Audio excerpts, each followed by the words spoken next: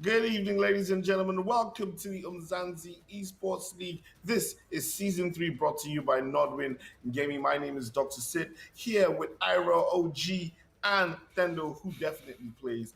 And we are bringing you the hottest action in the esports scene on the African continent. Today is day 20 or week 2, day 2 or week 7. And it is a FIFA segment. We are about to give you some really exciting matchup between Masoom and Divac. Let's take a quick look at the schedule for today.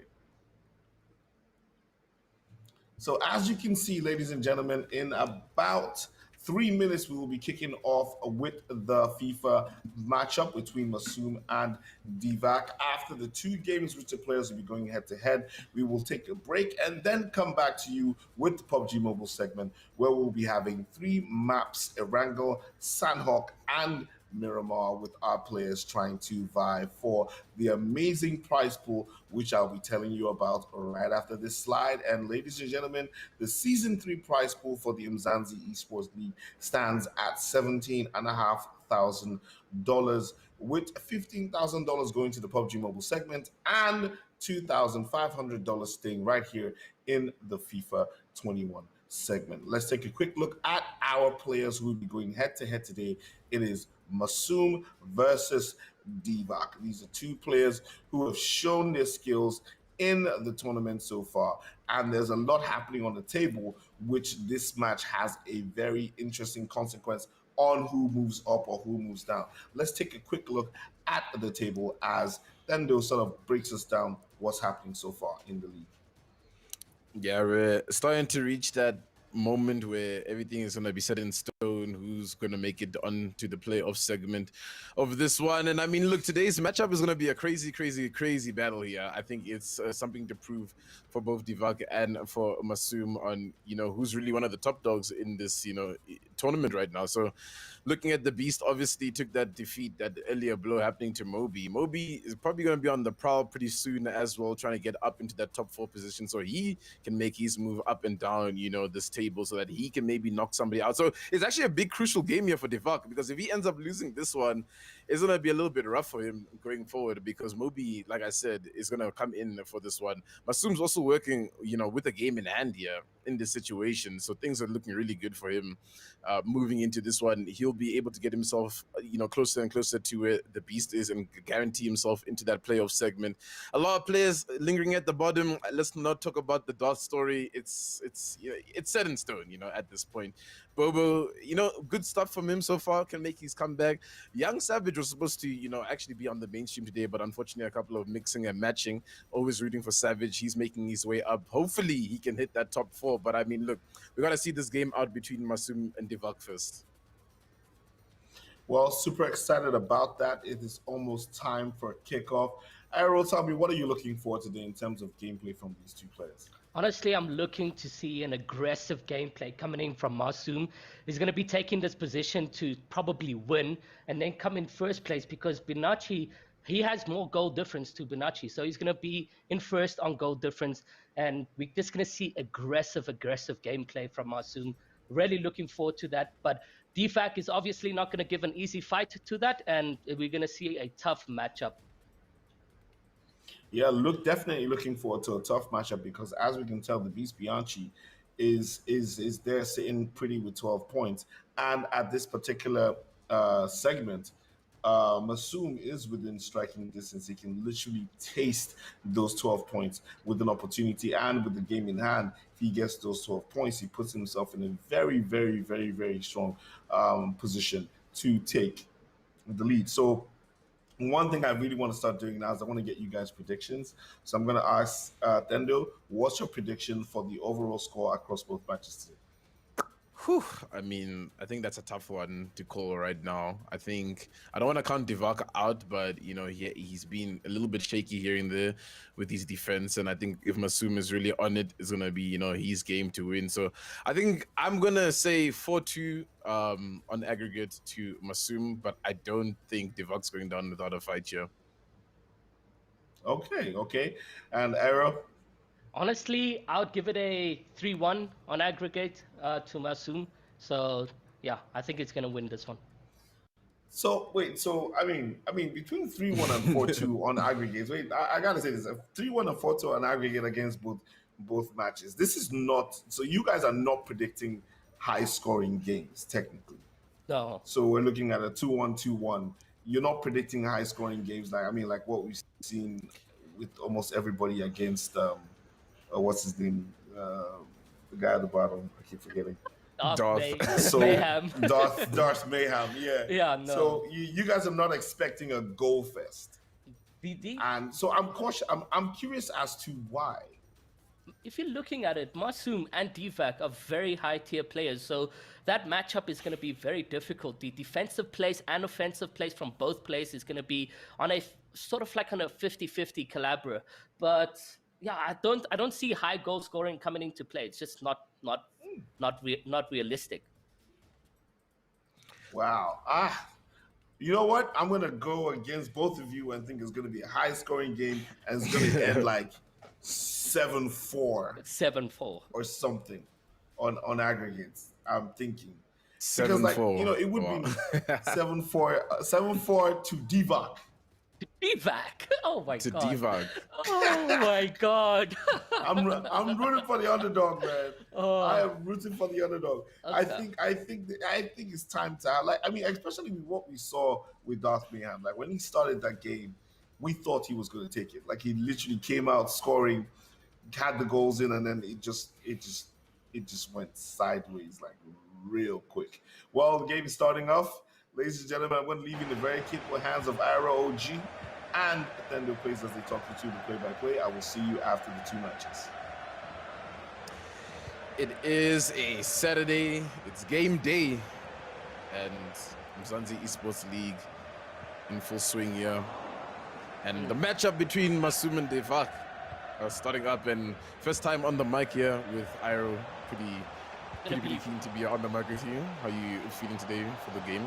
I'm very much excited, man. FIFA always pumps me up with such explicit gameplay that we do get from the players. The offensive plays are always surprising, the counter attacks are always amazing.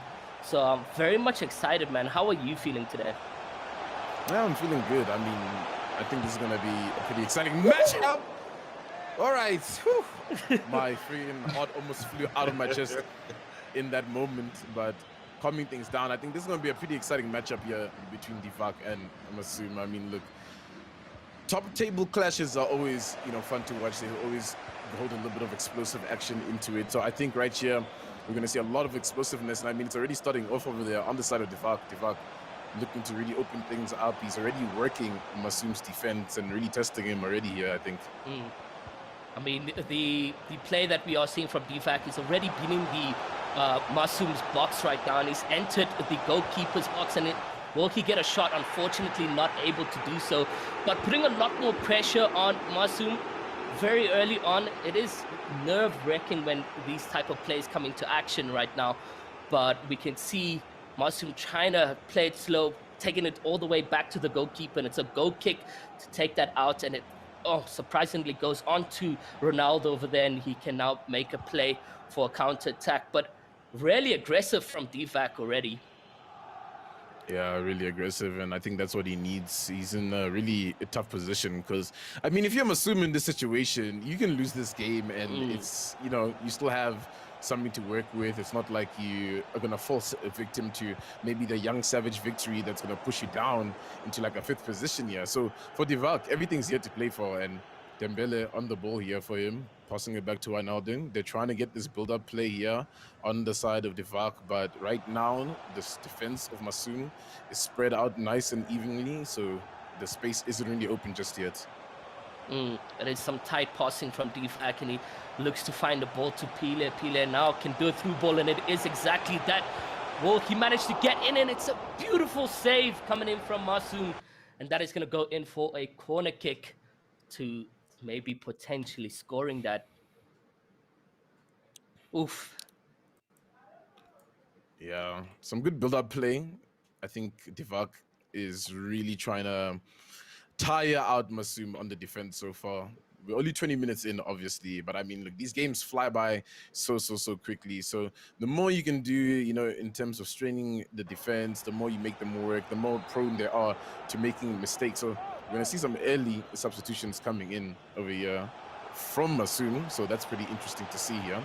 Dembele on the ball, trying to play it in here.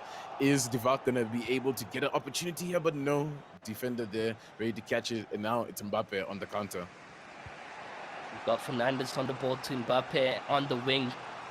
And again, the defensive and offensive plays from both teams are very much stiff right now. Very strict passing coming in. It's tight plays. Nothing really clear on when it comes to the passing. But you can see Mbappe on the wing does a little bit of a through ball, but it's intercepted by Divac. And now Davies on the ball to Griezmann. And it's just a passing game as it stands right now. Nothing really solid on the ball for us. And it's a 50-50 on possession, I believe, at this stage with the players. And good passing from Masoom to keep the ball on that position. Ronaldo on the ball. What is the play here? Nothing too promising just yet. And we can see the defensive plays from Divac is just as strong as Masoom. Masoom and Divac right now are really showing up to the party. Yeah, I mean, look, after what we witnessed Bobo defeat the Beast in that one matchup, I really think everybody in this league is really of par to, you know, just hold up against whoever. So you really can't count anybody out, and you can definitely see so far by how this game is going, they're kind of giving each other a little bit of respect to work around with, but maybe a little bit too much respect's being given. Yes, Pelle's in the box here for Divac, the shot's on, but no, there's a defender there, a brick wall in front of him, so nothing's gonna amount. Atal on the counter here, on the wing. Really tight space to work with, but somehow manages to make it work. Essien to Fernandes. Fernandes now with a great full ball, and it's going to be Ronaldo on the ball. He pulls it past the keeper, but no, it's Sergio Ramos. Sergio Ramos with a block, a corner kick in, and back onto Masoom. Now Masoom working his way back into the box. It is a pass in, but it's offside, unfortunately. Making the wrong pass over there, but talk about a shot and a half and a block from Sergio Ramos. And you can see Masoom back on the ball now. It's Neymar who loses the touch. And wow, talk about a block, hey? Coming in from Ramos. Beautiful. Yeah, beautiful to even be on that run in that position. So yeah, maybe just Masoom not able to close that down as quickly as he could have. I think maybe the turn with Ronaldo to pull it away from the keeper maybe took a little bit longer than he anticipated, so the timing was just a little bit off, but very impressive attack. So momentum definitely kind of shifting, but it does look like Divac is able to stabilize just a tiny little bit with Davis on the wing, trying to make some plays down the middle, but it's really locked down right now. There's not really any room for him to work with. Even Atal's back here trying to get this defense going for Masoom. So no, all hands are on deck, but maybe, just maybe, Divac can work something. Just looks a bit tight, but will he be able to manipulate his way through? Unfortunately not. Now on the counter-attack, Ronaldo making his way to the win, passes back to Fernandes, now to Essien. And it's just a passing game as it stands right now. Pass, unfortunately, intercepted. And now you can see a pass coming from Dembele. And that is going to be half-time. And no high scoring coming into play right now. But the shots, I mean, Divac is putting in a lot more pressure. It's 3-2 and 1-on-1 for Masoom over there. So GG's in the books for that half. Yeah, and Divac also has a lot more possession than Masoom. So I think Masoom's game plan here is to really just let Divac work the ball, work it until there's an opportunity where he can see there's a lot of players committed forward and he can just make those crazy counter-attacks, especially with Ronaldo. I don't know how much, you know, of the Umzansi Esports League FIFA segment you've watched so far, Iro, but I think out of everybody that uses Ronaldo, I think Masoom's Ronaldo usage is just the best in the league so far. Have not witnessed that yet. Maybe today is the day that we'll be able to see that. And Ronaldo, unfortunately, unable to get on the ball there. And now back to a Divac attack, and it looks like it's a beautiful counter as he passes back to Griezmann to Goretzka. And nothing really solid on that front. on that counter, but he passes us to the wing, and Dembele has the ball now to Pile, and he can make his way into the box, and it's a pass in.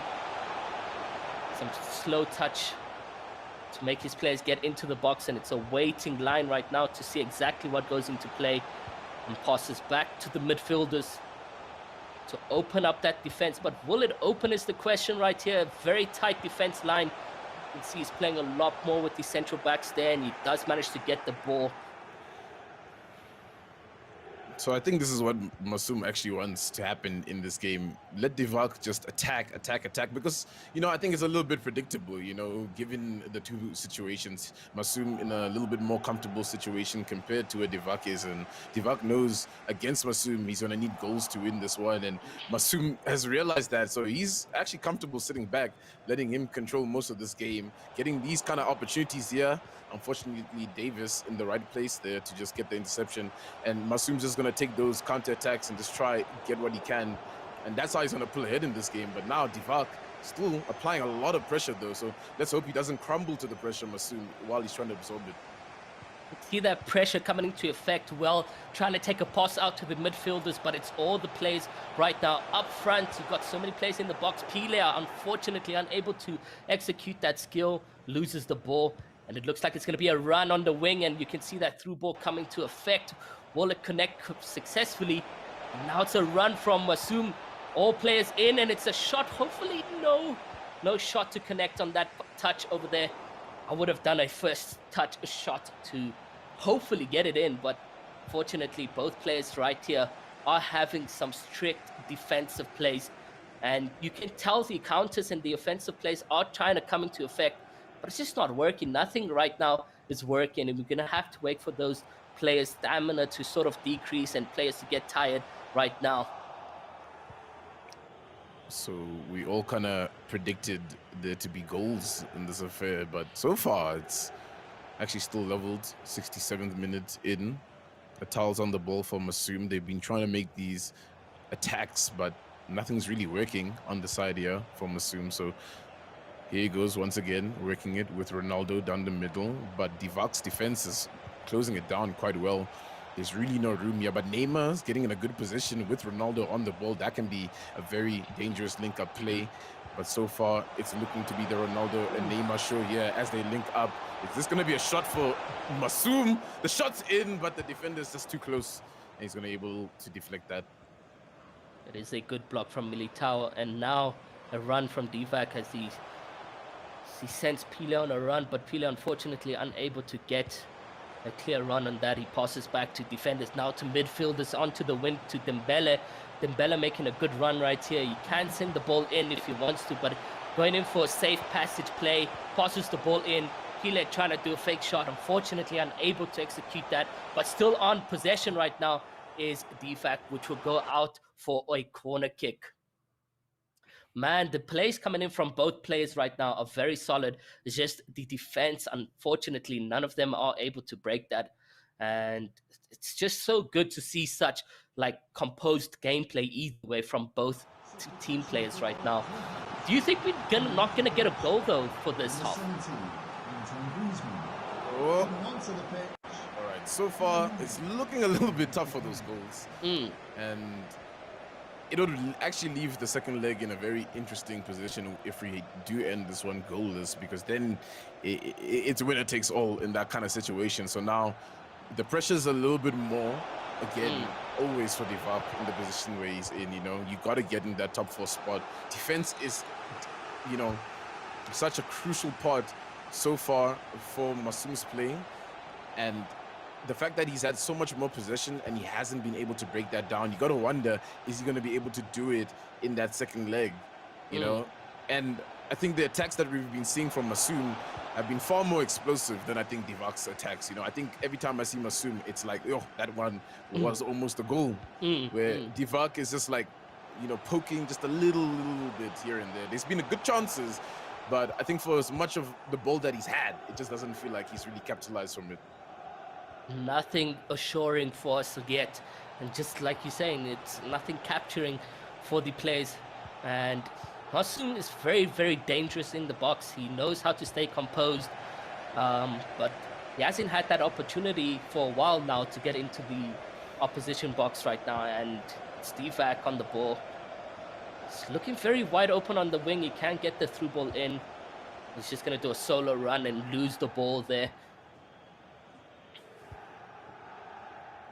I mean, this match is pretty much done at this point. I mean, It is. unless Masoom is able to do a crazy goal in the dying embers, yeah, I don't really see much of what's been happening changing. But right now, it's a Tal on the attack. Masoom with a great turn here. That shot in, but it's the keeper, the hero of the day at the end to save it all. But for how long here, as Ronaldo's back with an attack, but no, Sergio's there. Ramos there as a rocket pillar, and it's kicked out for the end of it. And now I think it's on. I think it's on because it ends 0-0. Now I think the second leg is about to be very, very heated. Definitely. The placement from Divac with that goalkeeper, I don't know if you notice it, it was like a split second from the goal kick, the shot just moved that goalkeeper into saving that ball, and that was a crucial move from Divac to actually keep it 0-0 into the first leg over here. Yeah, definitely. And yeah, I mean, it's tough. You got to take positives away from both sides from that one. I mean, you got to commend Masoom's defense. It was pretty much impenetrable the entire time. But I mean, Divac's defense is almost as impenetrable. Both attacks, we had some stunning moments where it looked like it was going in. So this is really one of those clashes that you see at the end of the season where it's just like, yo, we really just need to take everything that we've learned so far through all these matchups, through these trials, these tribulations that they go through, and just apply. You know what I'm talking about? You just got to apply it in the situation. And I think that's what's happening from both players. Definitely. I mean, they probably get a lot of scrim time together, practice time together, so they know each other's playstyles as well. I mean, you are looking at two players who are in the same organization, so it is maybe a bit of, hey, I understand what you're trying to do right now, and I'm not going to allow you to get in there. So we are seeing a very tight play, whether it is offensive, whether it is defensive. Players are not getting in those 100% assurance that we would have loved to see. I mean, the predictions already, we expected 4-2, 3-1. None of that is coming into play. It is 0-0. It's a draw going into the first leg. Second leg starting pretty much very soon. But I'm still anticipating a Masoom to sort of clutch up, whether it's first half or second half. And we can see now that's going to come into play right now. The players are ready and loaded for that second leg. And are you from the first leg? What are you saying? Are you still saying Masoom's winning this? It's tough. I think Masoom definitely has that explosiveness in the box over Divac that I think he can just take the late winner here, especially if we see something similar from what happened last game where it's pretty much just a stalemate and a back and forth, and they're just playing in each other's halves, where they can't get right into the box. But Ronaldo on this attack right now, the footwork is insane here from Masoom. Oh, you gotta hate that. That was looking so good, but the keeper's just there to pretty much end that one up. And it's that. That's what I'm talking about. When I ever see Masoom in that situation, I'm like, this has to be a goal. But now here's Divac in a similar situation. Is it that same feeling? No, it's defended. It's passed. Defended, and that pass is intercepted very much quickly. It's just crazy how you can go from one half to the other half within an instant like that. And that was a good run from Divac, but that ends shortly. And now back to pressure Divac yet again. It's Masoom with the plays, passing up to the win. Mbappe very much defended on. He can't keep on to the ball much longer. And now Fernandez trying to find a way into Ronaldo. Ronaldo on the ball, passes back to Aphelion. And it's just pretty much slow-paced gameplay to try break that defense. Will he be able to? His name on the ball now to Ronaldo. Will he take a shot and it's not going to connect properly? Unfortunately for him, that is not going to be a shot of power, and it's just going to tap into the goalkeeper's hands with a ease of save from Divac. And now you can see the defense is much opened right here. You don't got a lot of midfielders running back from Masoom, but it's Ramos keeping that defense line intact right here. He's been very solid first leg and second leg, and Divac almost, but unfortunately unable to connect that shot. absolute scenes if Pele was able to hit that rainbow flick and take the shot in. I would have ran around my room. But we're still on the seat for now with Mbappe trying to play it on the wing. It's looking tough. I think so far, one thing I think Divac has done well is he's been able to close out Mbappe and Neymar so far. Ronaldo's really difficult because he's playing down the middle and he pretty much gets the ball all the time. And he has access to the ball all the time. So it's really smart where he's playing Ronaldo here in the formation, I think, for Masoom. So I really think he needs to just fix something up with where Mbappe is situated as well as where Neymar is. I mean, there's not much you can do. You want them to play in this position, but maybe use them in a different way. Maybe, pull something out of your strat book that hasn't been seen before. Because so far, without Ronaldo, it would be really rough, I think, for him as well. I mean, right now you are seeing basically a replica of first leg. It's a back and forth between the players. One shot at the other end and another shot at the other end, and it's just nothing serious connecting right now. And it does look like, however, Masoom's playing a much aggressive gameplay. You can see the defense line isn't that much collaborated with the midfielders. Midfielders staying in their positions. And this could be a golden opportunity for Divac to sort of make his way through into the goalpost. But we can see what can come into play right now. And we're on Goretzka. Well, he pushes his midfield ups and his wings and everything up front right now. Let's see exactly what can go into play.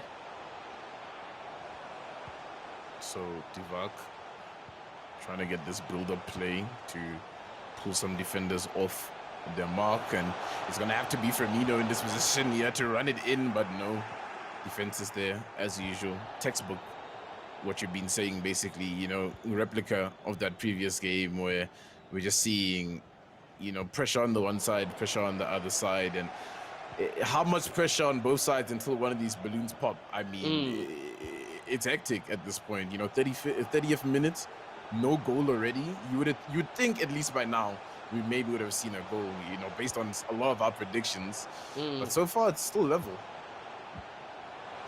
It is very much tight plays, but I think this is a breakthrough for Divac. Unfortunately, Ramos will get on that ball. I mean, not Ramos, but right there, it's just crazy defensive plays that we are expecting from both players right now, and no high score going at all. And we can see maybe a play in from Pile to Firmino on a shot, and that is a goal! Beautiful! It's Divac to take the first goal from both legs and to take the lead right now. Beautiful shot on goal, and honestly shocking for me to see him take the lead first between Divac and Masoom. Well, so far, the score predictions aren't looking good, but I mean, Dr. Sid's prediction on Divac coming on top, it's looking good so far. And I wonder how long, he can maintain this lead, because now I feel Masoom is going to feel the pressure of having to now win this game, to catch up, to get into that #1 position. And now it's going to be Fernandes, but no, it's a brick wall in front of him. It's Divac who's being a barrier at this point for him to really perform and let his players shine the way they've been shining so far in this Umzansi Esports League hosted by Northern Gaming. Look at Divac just go here. The attack is so superb. Griezmann on it. He goes to the cheeky chip, but no. It's going to get stopped. Keeper just runs off the mark. Really good timing there from Masoom. We can see now even the plays, the defensive is very much open. I think you got 3 at the back right now and 4 in the striking position. Mbappe and all of them are pretty much lined up for a counter, and Mbappe making a run. Will he be able to continue going? It's a solo run, a pass in, and it's a shot, and it's a tie! A draw on draw with the Neymar to the top corner. What are we spectating, man? These players are not giving up. These players are going at each other's heads, and that's halftime for us. But beautiful from both players. Masoom responds spectacular right there. He does not let the pressure get to him, and he continues to strive either way. I mean, I said which balloon is going to burst first. We thought it was actually Masoom's balloon, but no, he had a patch and he sealed it off.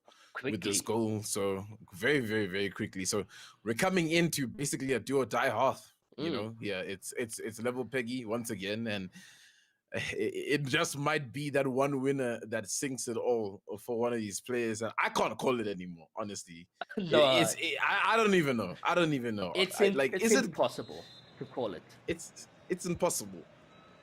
These players are equally challenging each other right here. They've broke each other's defense line, and they did it in pure style.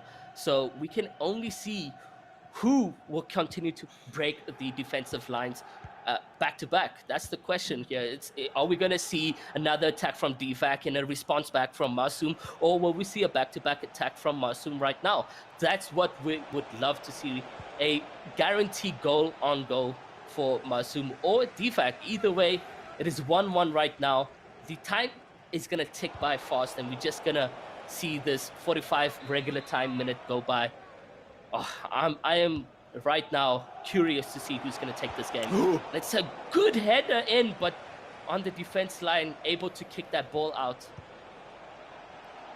Every time that Masoom is in the box and the balls just starts propelling towards the goalpost, I can't help but gasp, because you almost know it's going to go in. But if it wasn't Divac on the other side, you know, basically at this point, and now it's going to be Divac making this play, Goretzka on the ball.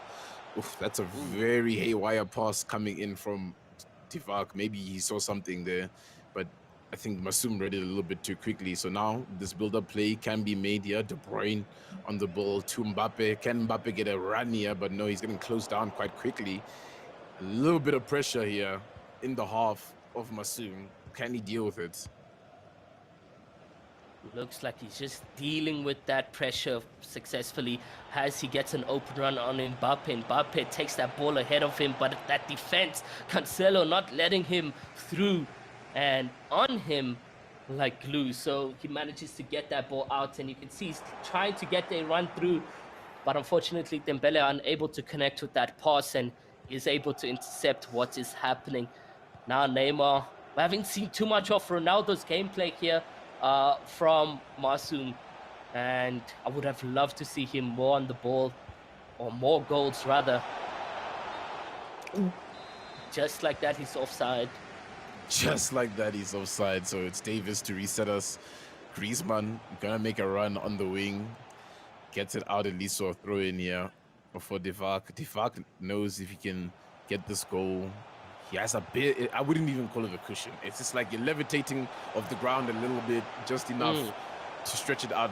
And, you know, if you can apply some good game management, especially if you can capitalize off a goal, you can definitely walk away with this win. But he needs to get the goal first before Masoom, who's on the attack with Atal. Atal finds Ronaldo, and there's a run down the middle here. Who's got the better pace here? Neymar gets actually beaten by the defender. So now the counter is on, Dembele is on it. There's a run being made down the middle. It's a beautiful pass in for Divac to Pele. Pele needs to find an opening here to work for the team. Dembele on it for Divac. Divac on Wijnaldum to Griezmann. Griezmann in the position here. Pele, can he get the turn in? No, he looks at the pass rather. And no, it's intercepted. Man, it looked as if he was going to be able to just get a shot on goal and maybe in, but unfortunately, you know, no players in the box. Pele made a good run, but there was no assist over there, no partnership with the strikers to sort of make a good run in. And now you can see it's Masoom sending his Cancelo up front, and it's a good pass to Fernandes. However, Davies is able to steal the ball under his feet, and now it's counter-attack to Dembele. Dembele making that run on the win. Will he be able to, though, sends it back into the mid to Pele, Pele to Firmino, and it's just pass off the pass, nothing really connecting for the players. It does look like he's able to get closer and closer to the line, and will he be able to take a shot on goal? And it's straight into the arms of Edison, and nothing really screaming for me right there, but really good place either way to get into that position. Yeah, man, that is so hectic. It's so tough. It is. I mean, it's a great game so far. Yeah, I mean, this is what you come to watch, you know, Umzansi Esports League. It's like, yes, we love the game thrillers, obviously, you know, we love it here. There's no ways, but you love these hard, intense, hard-fought games where, especially if within these 15 minutes, one of these guys is gonna get this winner. It's gonna be huge, you know what I'm talking about? Like, it's gonna be big for them. It's gonna mean so much moving forward in their career in this esports league. So now Masoom on the ball with Ronaldo. The pass is on, but it's intercepted, and Goretzka resets it in the middle. Cancelo has been a very, very, very big pillar in the success today for, I think, Divak's team. And now Wijnaldum needs to find something, some space to work with here as a playmaker. Pele on the ball. He's trying to get something fancy. Goretzka's on it. It's on to Wijnaldum once again. Divak not finding anything, needs to find something because the time is ticking away. The chip ain't good, but Dembele recovers. Dembele's on the run now. Dembele. Out for a corner kick. And will we see something connect? And it's a good shot. Will he be able to take it? No. Unfortunately, the defense line is able to shoot that out, but it's back on Divak. Divak sending his front upwards. And the pressure's on right now for Masoom. Masoom's just losing the ball continuously, pelling the ball. And nothing really is able to connect. As he makes his way, and that would have been an offside pass either way if he was able to connect that. But it's intercepted, and Natal now on the ball, playing it slow. I mean, his defense line was cracked a bit over there, and he was almost in a goal-scoring position for Divak, but again, nothing really solidified. And there's a run, blocked pass from Cancelo. And just like you said, a pillar in the defense line there for Divak. That draw isn't good enough for Divak as well, right? Because, you know, as long as, you know, Bobo wins the game, he's going to be on top of him. So he needs this win so desperately, right? You know, he needs to work. This is the final attack probably in the game. Bella's on it. Bella to the Goretzka. Goretzka needs to find something with Firmino. Firmino gets a tackle. He gets tackled and it's gone and it's over and it ends as a draw. Oh no, there's penalty a penalty. Shootouts. Oh, it's penalty shootouts. Okay, Not even this extra is the first time. situation that we in this one, and the first penalty is missed out. That was a block from Masoom. Masoom now on the ball. Will De Bruyne answer? This is gonna be close. Are we seeing a replica in the penalty shootouts? And onto the pole, into the goal. It's 1-0. Straight down the middle. It goes in. So, it's also blocked now. This is tough. Very tough. This is so interesting. I feel like we've never seen penalty shootout just yet. And what a block! So for it to go down like this. Oh no. Down the pass. 2-1. If he's able to block this, then score. He will be going through with a victory. And it's a chip. Look at the scoreline of these penalties.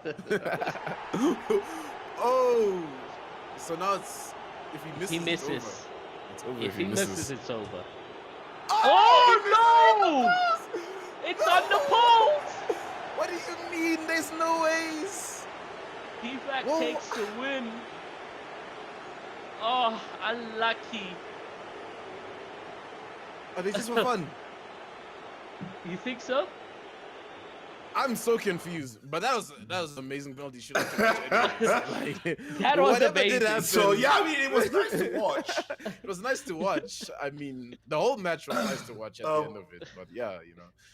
But the question is, I think the match did end in a draw, which means both players will be getting 1 point, if I'm not mistaken, with the regular standing. So let's just, you know, the penalty was nice to watch, and it was just like some extra entertainment at the end of that. Okay. But if I'm not mistaken, yes, it does end in a 1-1 draw. Bro. I love how Dr. Sid just brings us back. That's like, oh my goodness, it's a penalty shootout. No ways, what's happening here? And then Dr. Sid's like, guys, come on. Please. No one, relax. Relax. Oh my god. Oh man, but I'm not gonna lie, that was a very exciting match. I was rooting for Divac. I was just hoping that he would come out on top. But I have to give you guys some props for calling that it was actually going to be a low-scoring game. And ROG, you actually called it because both players on the defense were very strong and very difficult to break down. For chances were few and far in between. And take a look at the standings. So, what Masoom stays? Dendo, talk us through this. What's happening? Yeah, I mean, we're in such an interesting position, Entree, now in the table where Unfazed wins a game. He goes basically, on top of both of them because they end up with this draw. Moby wins a game. He's now in that fourth position, and now people are starting to get shuffled down that table. I think Masoom is still fine in the position he's in, but Divac is gonna start to shake a little bit. And it's funny how that extra loss is just what's shaking things up, for both Divac, I think for Unfazed as well. So now things are getting very scary. And I mean, look, Unfazed ain't safe either because what is it? Young Savage can pop up and take his position. So the league is really interesting coming into this closing stages. I think you got to give a props game to Divac, who I think we all viewed as the underdog in that game. And look where he is now, sitting in that third position. And look, you walk away happy. You walk away with what you can. And, I think he's going to be happy with this one. I think Masoom, maybe back to the drawing board with a couple of, the plays that were happening in there. But all in all, I think so far the table's it's looking tough. It's looking tough to break this competition. And I'm just realizing, I don't know if you could take a quick look back at the tables. The goal difference is actually going to play a very important role. Thank you guys. Just looking at the tables, I mean, if Young Savage gets a win, he moves into fifth. He stays in fifth position because his goal difference is still below that of Unfazed. So he really needs to score at least 10 goals to be at par goal wise with Unfazed. So the goal difference, I mean, I look at Masoom. Masoom is up there with a 13 goal difference. He's sitting pretty. So guys, if you're watching the players, just let me tell you now, the goal differences are going to come into hand. So if you can, please push and get some more goals. It's exciting to watch, but it's also very important for your standings and your positioning. Well, that being said, we have had some exciting games, ladies and gentlemen. I want to say big thank you to Iro, the OG, and Thendo, who plays. That was such an amazing match. Listen to you guys cast, and watching the action was so exciting. I hope you guys at home are enjoying the excitement just as much as I have. We will be back after this break with some more action from the Umzansi Esports League. It is going to be PUBG, so you don't want to miss that. I will see you after the break. Thanks, guys.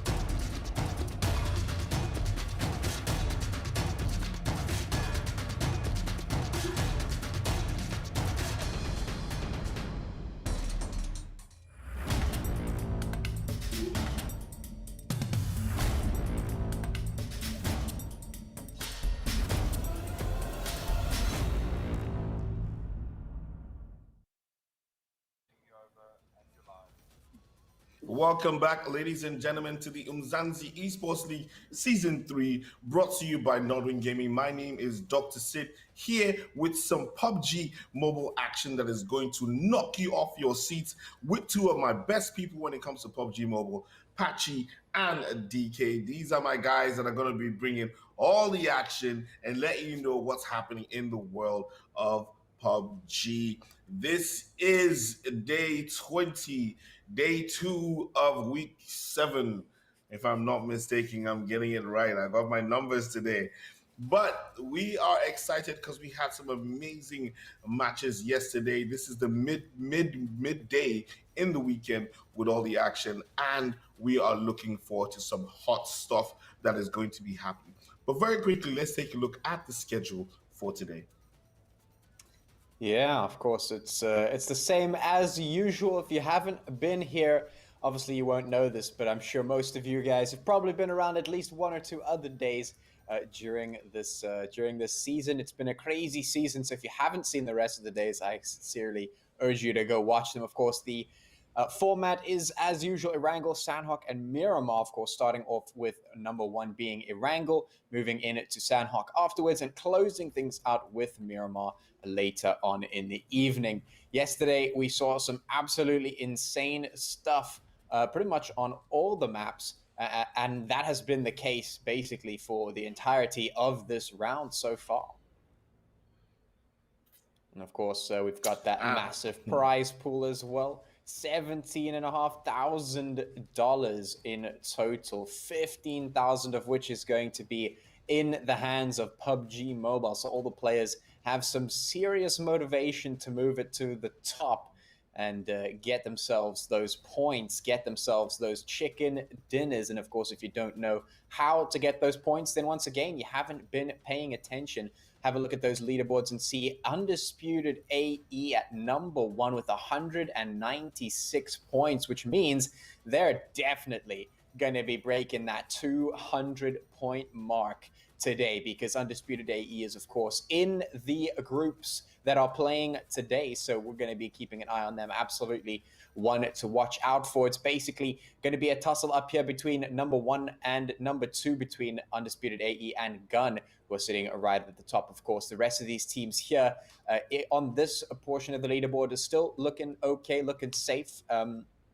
We were actually chatting a little bit about this behind the scenes. Scincerity, BBC, Aphelion, Apex, and NFxUnique, nice and secure so far on this second page here. But of course, as we move down, we've got Lag, Young Thundercats, Fear, and Euphoric Gods, who are a little bit under contention for perhaps losing their spot in the safety area, because of course, moving on to the next page, these are going to be the teams that do not want to find themselves on this page, because this is the relegation page that is going to be the goodbye page when the teams end off the round. Because if you want to move on into the next round, in towards the finals, you need to make sure that you are not in this page whatsoever, because of course only the top 16 teams will be moving forward, so you do not want to find yourself here. And the only way to make that happen is to grab those points, and this is how those points are structured right here. First place, of course, giving you 15 points for that chicken dinner. Second place is going to give you 12 points. Third place will give you 10. Fourth gives you 8. Fifth gives you 6. Sixth place gives you 4 points. 7 gives you 2. Between 8 and 12 gives you 1 point. And then, of course, 13 to 16th place apiece, 0 points there. And then, of course, it is the ultimate supreme 1 kill, 1 point, encouraging you to, of course, make sure you keep yourself putting in the damage. Of course, speaking of damage, we have to pay mind to your kill leaders of these groups here. And of course, number 1 starting off with none other than Nerve Me from Gamers Unite Nations. 28 kills and 6,193 damage coming out of that man right there. Absolutely insane. Undisputed AE Potato going to be making his rep right with 27 kills and 5,800 points of damage done. Next up, we've got Ultra 6 sporting No Brainer, who's of course got 26 kills and 3,900 points of damage to his name. Rounding it off with number 4 from Influence Rage Africa, it's going to be Mercury with 26 kills as well, 4,100 points of damage there. So, I mean, these guys are absolutely pumping the numbers right here. Of course, moving on to your groups, it's B, who start things off its G3 temper, a team that has been a little bit more inconsistent in these last rounds, but have certainly yesterday they showed face at least just a little bit, grabbing up some points for them. Undisputed AE, of course, the current leaders of that leaderboard are going to be making a debut here as well. Scincerity also coming up in this group. Influence Rage, we've got the Drogons, the Comfy Cartel, we've got BBC and the Young Thundercats all showing up here in Group B. Of course, we also have a Group C coming up. It is Zero Tolerance Skills, also a team that's been floating around towards the top of the leaderboard. Got Slime 4KT, certainly going to be locked down towards the bottom of the leaderboard, and they haven't really been able to put much on the way of points. We've got Lag Esports as well as Aphelion Apex. We've got Black Clover, Pain Africa, who have been doing quite well this round as well. A very surprising one for me personally. I did not expect them to do as well as they are doing, but they certainly are doing well. Of course, Rain from Hell and Euphoric Guards also up here in Group C in what is certain to be quite the clash here between these teams. I am very much looking forward to it. Well, I'm definitely looking forward to that as well. One of the teams that actually I'm very disappointed in is Slime 4KT.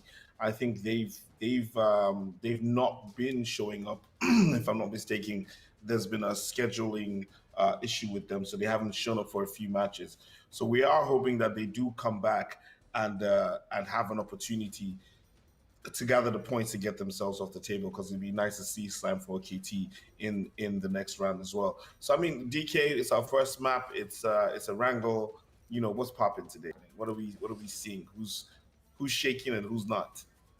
Well, a team that we saw shaking the tables, as you say, quite a bit in our final match of yesterday was, of course, G3 coming in with a beautiful chicken dinner. So, historically speaking, Erangel is a strong map for them, so we could potentially see them step right back up into that chicken slot if they bring their game in this first round. But as we move on to our later games, a little bit on from there, this is definitely where I think we're going to be seeing Pain and Zero Tolerance step up and, you know, just show us what they've got. Because take into consideration, we have 3 of our top 5 teams participating here today. So I definitely think we're going to be seeing a little bit of a change up coming in within that top 5, potentially even the top 8. But also, then if we look on to that last page of what we have, it is going to be pretty tough for the teams, especially the ones, you know, in dire need of a few points there to find their way up in towards that second page. And as Patchy mentioned, of course, you know, if we look at the standings, everywhere pretty much from Lag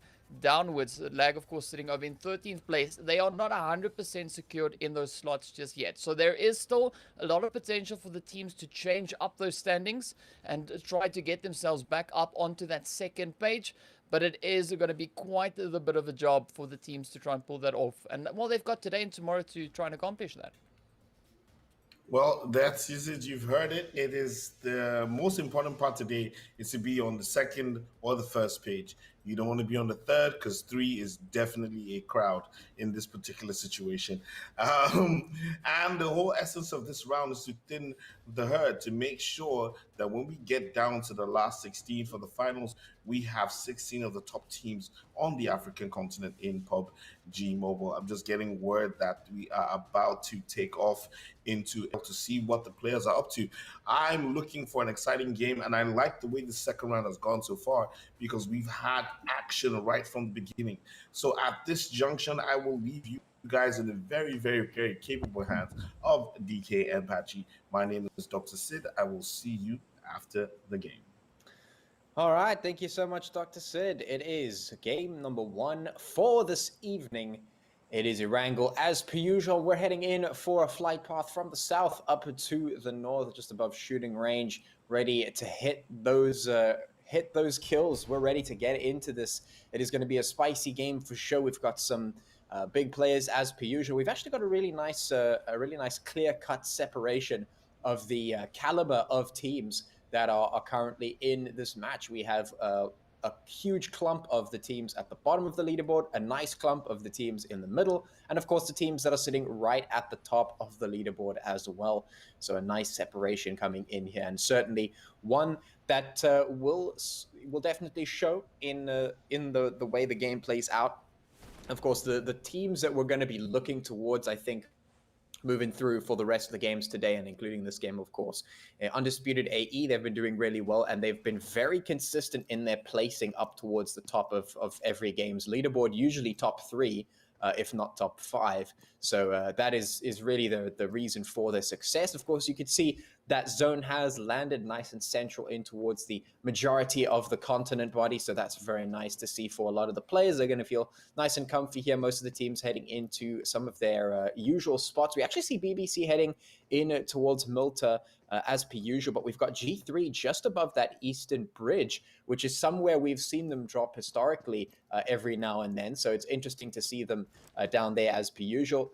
We've got Rain just up ahead of them, and of course Undisputed AE right in the thick of it, in between all 3 of those teams that I just mentioned. So definitely some interesting potential for some early game fights there. It's going to be nice to see them getting into the action, because of course G3, they're sitting in I think slots, they're in about 6 on the leaderboard, the overall leaderboard at the moment. So of course they're looking to maybe bump up the numbers just a little bit. Another team that I'm looking forward to seeing is of course Zero Tolerance Skills, who's just beneath them in slot number 7 on that overall leaderboard. So with lots of potential for stuff to happen here in map number 1.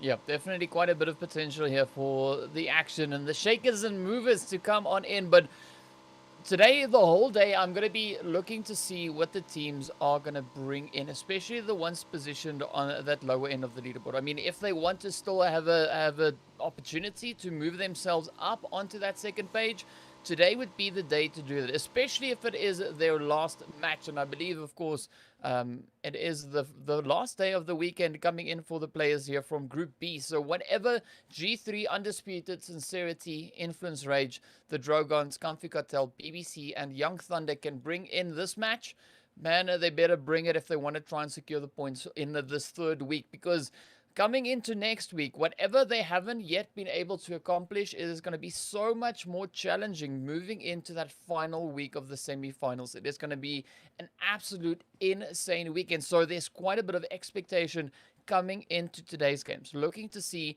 what the teams will bring. And as you've mentioned, of course, the teams that we're going to be watching for, well, that I'm going to be watching, are the teams that are positioned on that last page, because they're in danger zone, Battery, and they need to try and get out. But I also think today's the match. Today's going to be the day in which we'll see the side of Scincerity also moving up into that into the century count. You know, getting into those 3 digits. They are currently sitting only 4 points away. So there is, of course, a great chance that we'll see that jump coming in, and then they're joining that 100 club, the Century Club. But it's going to be a pretty hairy fight, and I'm hoping to see the teams on that last page really bringing in a strategic kind of play, because whatever they've been trying over the past few days or past few weeks in the semi-finals has not yet really been working out for them. So I'm hoping to see that improvement come in. And of course now Lag, one of the teams that is close to that danger zone, just nipping at their heels there, of course. They're currently sitting up in 13th place, right? So they've got 86 points. They have been able to find a really consistent balance with regards to their placement points and the kills. It's very even. But we're looking to see, of course, now whether or not they can improve both of those. Bring in the aggression, bring in those standings, and secure themselves that slot. Because once they can move into that century count, that is where I think the teams will be safe to move over into our finals. Yeah, for sure. Definitely want to be aiming to get yourself those points and maybe just get across that 100 line. Will definitely make the teams feel a lot more safe and secure in their situation. At the moment, we've got Comfy Cartel, who are currently sitting all the way down in 21. So lots and lots of work ahead of them if they want to make their way off of that relegation page. It's going to be quite a tough going for them. Of course, they've got quite a few points to put on the board if they want to make that happen.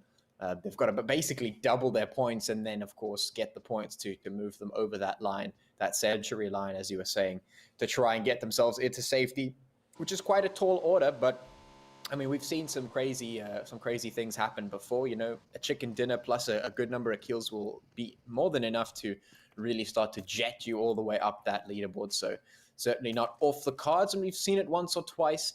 Especially in the previous round, the round before this one, we did see some very interesting boosts up from some of the teams to get themselves across that line. And maybe it'll happen again here in this round. Who knows? We will see. Of course, so far, just waiting and having a look to see what is going to be the first port of call in terms of where the fighting is going to happen. We see G3, of course, they're dispersing just a little bit, moving away from Undisputed AE, who is also just content to move off as well. Not going to be fighting with anyone in the surrounding area. BBC also quite happily isolated in towards Melter Power.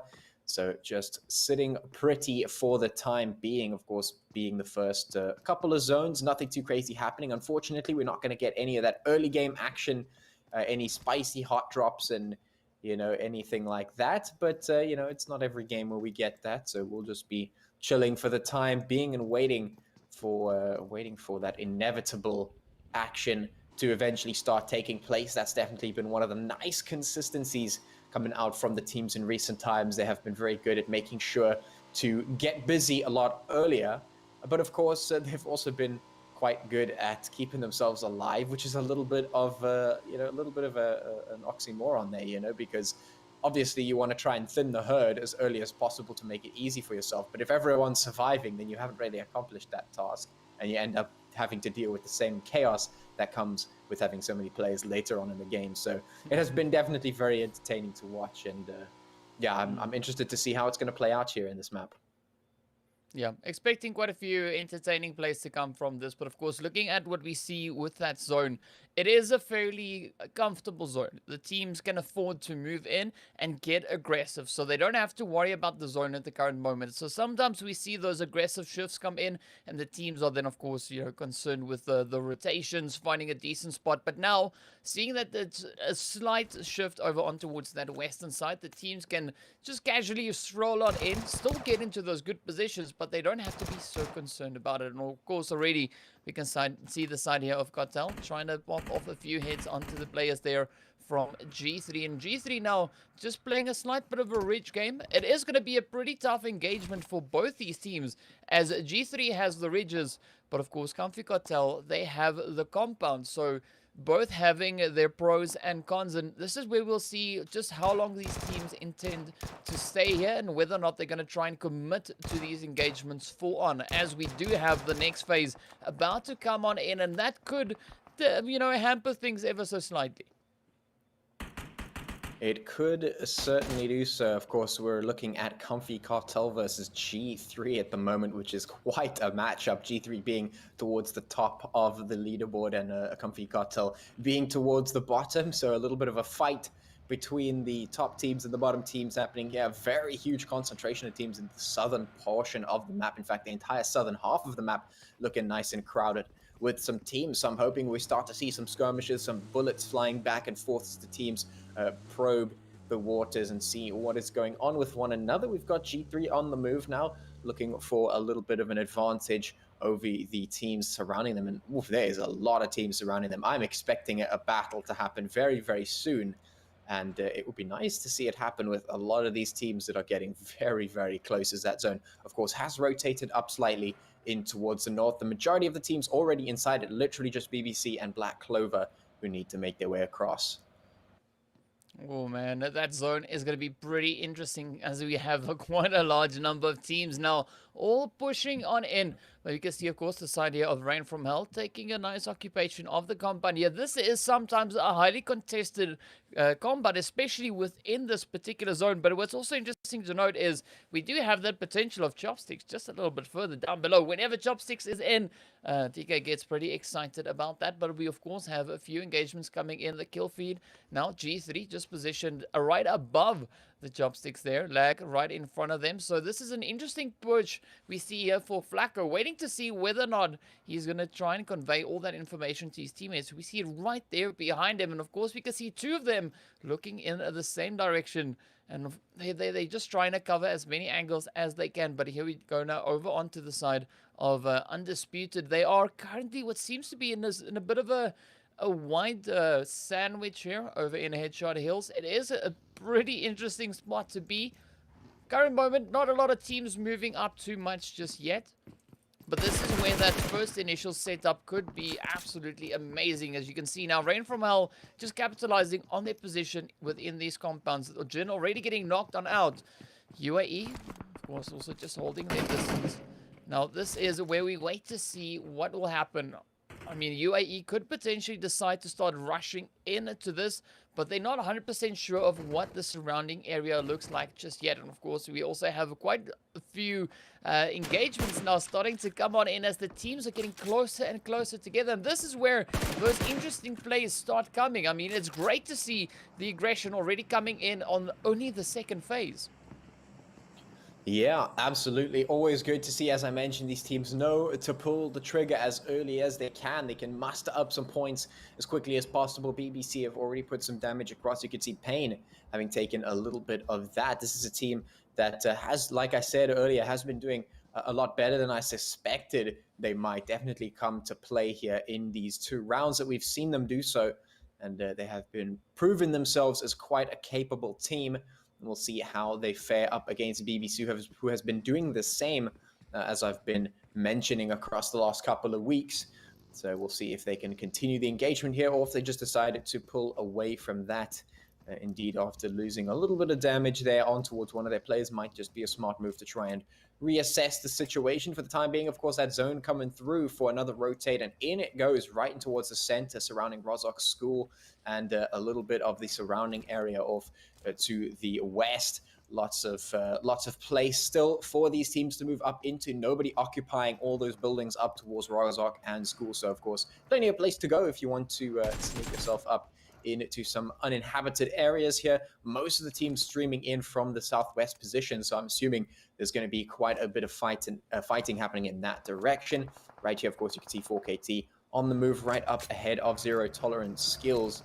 Of course, Zero Tolerance sitting also relatively higher up that leaderboard, and 4KT, as we mentioned earlier, not really in the same spot. So lots of work for them to do here if they want to try and move themselves up out of that. A couple of pot shots coming in from aim to see if he can spot anyone else or catch a little bit of damage in the meantime. Bearden actually going to go down to 0 as Lag pulls the trigger on G3 in that kill feed there. Not something that I expected to be seeing, and he actually gets taken out. El Chapo going to be doing the work there. That's a little bit of a hit into the side of G3. That might just be a stumbling block for them here. It could be, but of course, we'll see how that one translates and what the team does from here on forward. But now, I'm curious to see what 4KT will bring, right? They have a beautiful position up here on towards Everest, and, you know, it could be quite the advantageous angle if the zone does favor that region. But now, as we head on over towards the players here from G3, you can see them caught in a bit of an interesting angle also. We got BBC on the far side there, of course, the side of UAE now just along there, and Young Thunder getting ready to roll on in. The shots starting to fly back and forth now over here in Headshot Hills. Rain from Hell also just positioned over onto this western side, and we could maybe even see them come in with a few third parties, depending, of course, on how attentive the side there of UAE is, because, I mean, there's so many openings that can come in from this, and they are in a pretty hairy position. Yeah, they certainly are. Undisputed AE looking over towards Rain from Hell here. As you can see, they have been exchanging fire for quite some time. Definitely, it has been quite a back and forth between these teams, but none of them have really made the decision to move up because, of course, if UAE decides to rotate, they're just going to get absolutely slaughtered by Rain from Hell. But the same is true for Rain from Hell. If they try and move out of the spot going towards UAE will definitely just absolutely mow them down. So a bit of a stalemate here, because I know if they try and rotate away, it's also going to be a little bit of a difficult time. There are a couple of teams in the surrounding area as well, so definitely a bit of a pressurized situation. Potato actually going to be going down to the Young Thundercat, or from the side, some third-party shots coming in towards this battle here between these two teams, which is going to make it just that much more difficult for UAE as they need to go and waste a little bit more meds to bring their teammate back up. And that's meds they can't use up against a fight from Rain from Hell. If they do decide to continue that, it's basically just a war of attrition between these two teams, but it's one that cannot be played forever. Influence Rage moving in off to the one side. You can see Hainsley and Silly on the screen just off to the right, or sorry, the left there, and just taking up their position. That zone, of course, rotating in towards the east, so lots of teams going to have to make that push up into the zone. G3 going to be running point on the side. Lots of teams going to be moving past them, and some damage being done from the side of G3. So many teams going to find themselves now in the position of having to try and find an alternate route to try and get into the safety of zone. Scincerity up in towards the north, going to be running into 4KT as they make their rotate across BBC, putting the shots in towards Pain. You can see Beast has fallen, and Pain not in the greatest of positions here, very exposed out here towards the land, whereas BBC got plenty of cover. And the rest of the teams also now moving on up. UAE moving up towards G3 as they start to heal themselves back up to take a potential fight with them. Well, this is where I look to see what the players there from UAE will do. They got a beautiful angle on the edge of that, but there's so many teams still having to cross on in. And if they focus on that, they can just absolutely demolish the teams looking to rotate on through. But of course, the teams coming in having to face quite a bit of a hurdle. They've got BBC, Pain, G3, and UAE to try and sneak past. But fortunately for them, BBC currently focusing onto the side there of Pain. As you can see, Beast, of course, now just bleeding up ahead. But here we go, UAE sending their heads over onto the side there of Lack. But Matrix also taking a little bit of damage. So this is, once again, such a trying zone. I'm liking the shift that came in from this. Of course, now the heads are just flying all over the place. G3 looking to capitalize on their angle within the zone. UAE taking quite a bit of the damage as the side there of Influence Rage has now come pushing in from that western front, putting up quite a bit of an aggressive play. Also, we have the players there coming in from the Euphoric gods. You can see Myth pretty close to G3, so a lot of potential positioning coming in as the players are looking to find those sweet spots to just put those nails in the coffin. And of course, now Fola comes in there all with the Masoom, sending the head straight on over. As we can see, Aphelion Apex not taking occupation of the compounds, just a little bit further up ahead. But this is where BBC could bring in those extra few points. They already are sitting on over 100 points, but looking at the zone, it is going to be such a tough play, and especially looking onto the side there of Comfy Cartel. I mean, they are in dire need of points, so they've got to be very calculated in their decisions and how they choose to rotate. Yeah, it is going to be a bit of a difficult spot for a couple of these teams as that blue zone is chasing everyone forward. You can see Aphelion Apex right up here in the compound just across from Scincerity, very low on HP themselves, but at least they have some numbers to work with. But that could change in an instant, especially if the bullets find their mark here. G3 in the meantime going to be putting some shots in towards Influence Rage. They're slowly going to be falling as the shots come across. Even from Scincerity side up in it towards the team just up ahead of them as that blue zone closing up once again, almost getting ready to close and choose a new spot, a smaller spot as we move in towards zone 5. You can see the eastern side of the zone looking very empty as the west almost crowded with tons of teams. The blue zone going to be moving down, or sorry, the safe zone chooses a position in the south. G3 and Influence Rage continuing to fight now at the edge of the zone. BBC trying to put some third-party shots in there down from the south position. Lots of teams up in towards the northwest also going to be moving forward. Flako putting the shots into Mercury. We're landing some clean hits, and down he goes. Keeping a position here, has to hit the dirt to make sure he stays alive for the time being. A grenade being prepped up here for Influence Rage right up ahead of them, very low on HP. The shots coming in from all sides here. They have to be careful about where they expose themselves because there's a ton of angles being watched at the moment. Scincerity now also getting hammered as everyone is under some serious pressure to get inside this zone. 12 teams remaining, 37 players left here, and people are using bushes as cover. The smokes are getting popped as the teams now making their way across that line to try and get to safety. A lot of contention coming in on this western front, and of course now Influence Rage looking to still push all the way back in. Hainsey, of course, now getting knocked out, and they're being kept at bay by the side here of G3. Gunner and Flak are now looking to hold on to their position on the edge of zone, but they are slightly exposed. As you can see, the hits come in, and Influence Rage now looking to push even harder, looking to aggress right up in towards that zone. Zero Tolerance also now positioned on that far side. Hates, of course, down to a solo. Influence already off to an amazing game so far, sitting on 7 kills, bringing in the action, the aggression. Aphelion Apex also now looking to gain their own entry. They're right there on the edge of that zone, right in that little ball, and this is where we see the pressure now come in from Influence Rage as they're looking to move in and clear them out. But of course, a beautiful defense coming in from Apex as they send the hits on over towards Mercury. Sleepy now left to defend, left to make that final stand. Will he be able to get it done though? It is a 1v2 situation between Influence and Apex, and they are definitely going to be looking to push on in. That, of course, being the side there of Apex. We have Cold and Rusty just, dipping back and forth in and out of the bowl to see if they can find those angles. But, of course, the fights are still just happening all across the map. And Sleepy now gets sent on back. Beautiful play there coming in from the side of Apex. But now, Rain from Hell also just looking to utilize the ridge line that they have taken position on.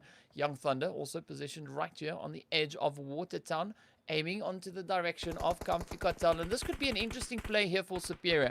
If he pushes in and he turns up that aggression, he could definitely find those extra few points and make it so tough for the players coming in from Comfy Cartel. As you can see, True and Lala now being the two remaining players. They are potentially trying to get over towards Squeak to get that raise in, as the zone has, of course, now shifted down to the south once again. Quite a bit of contention still happening up in towards that northwestern region.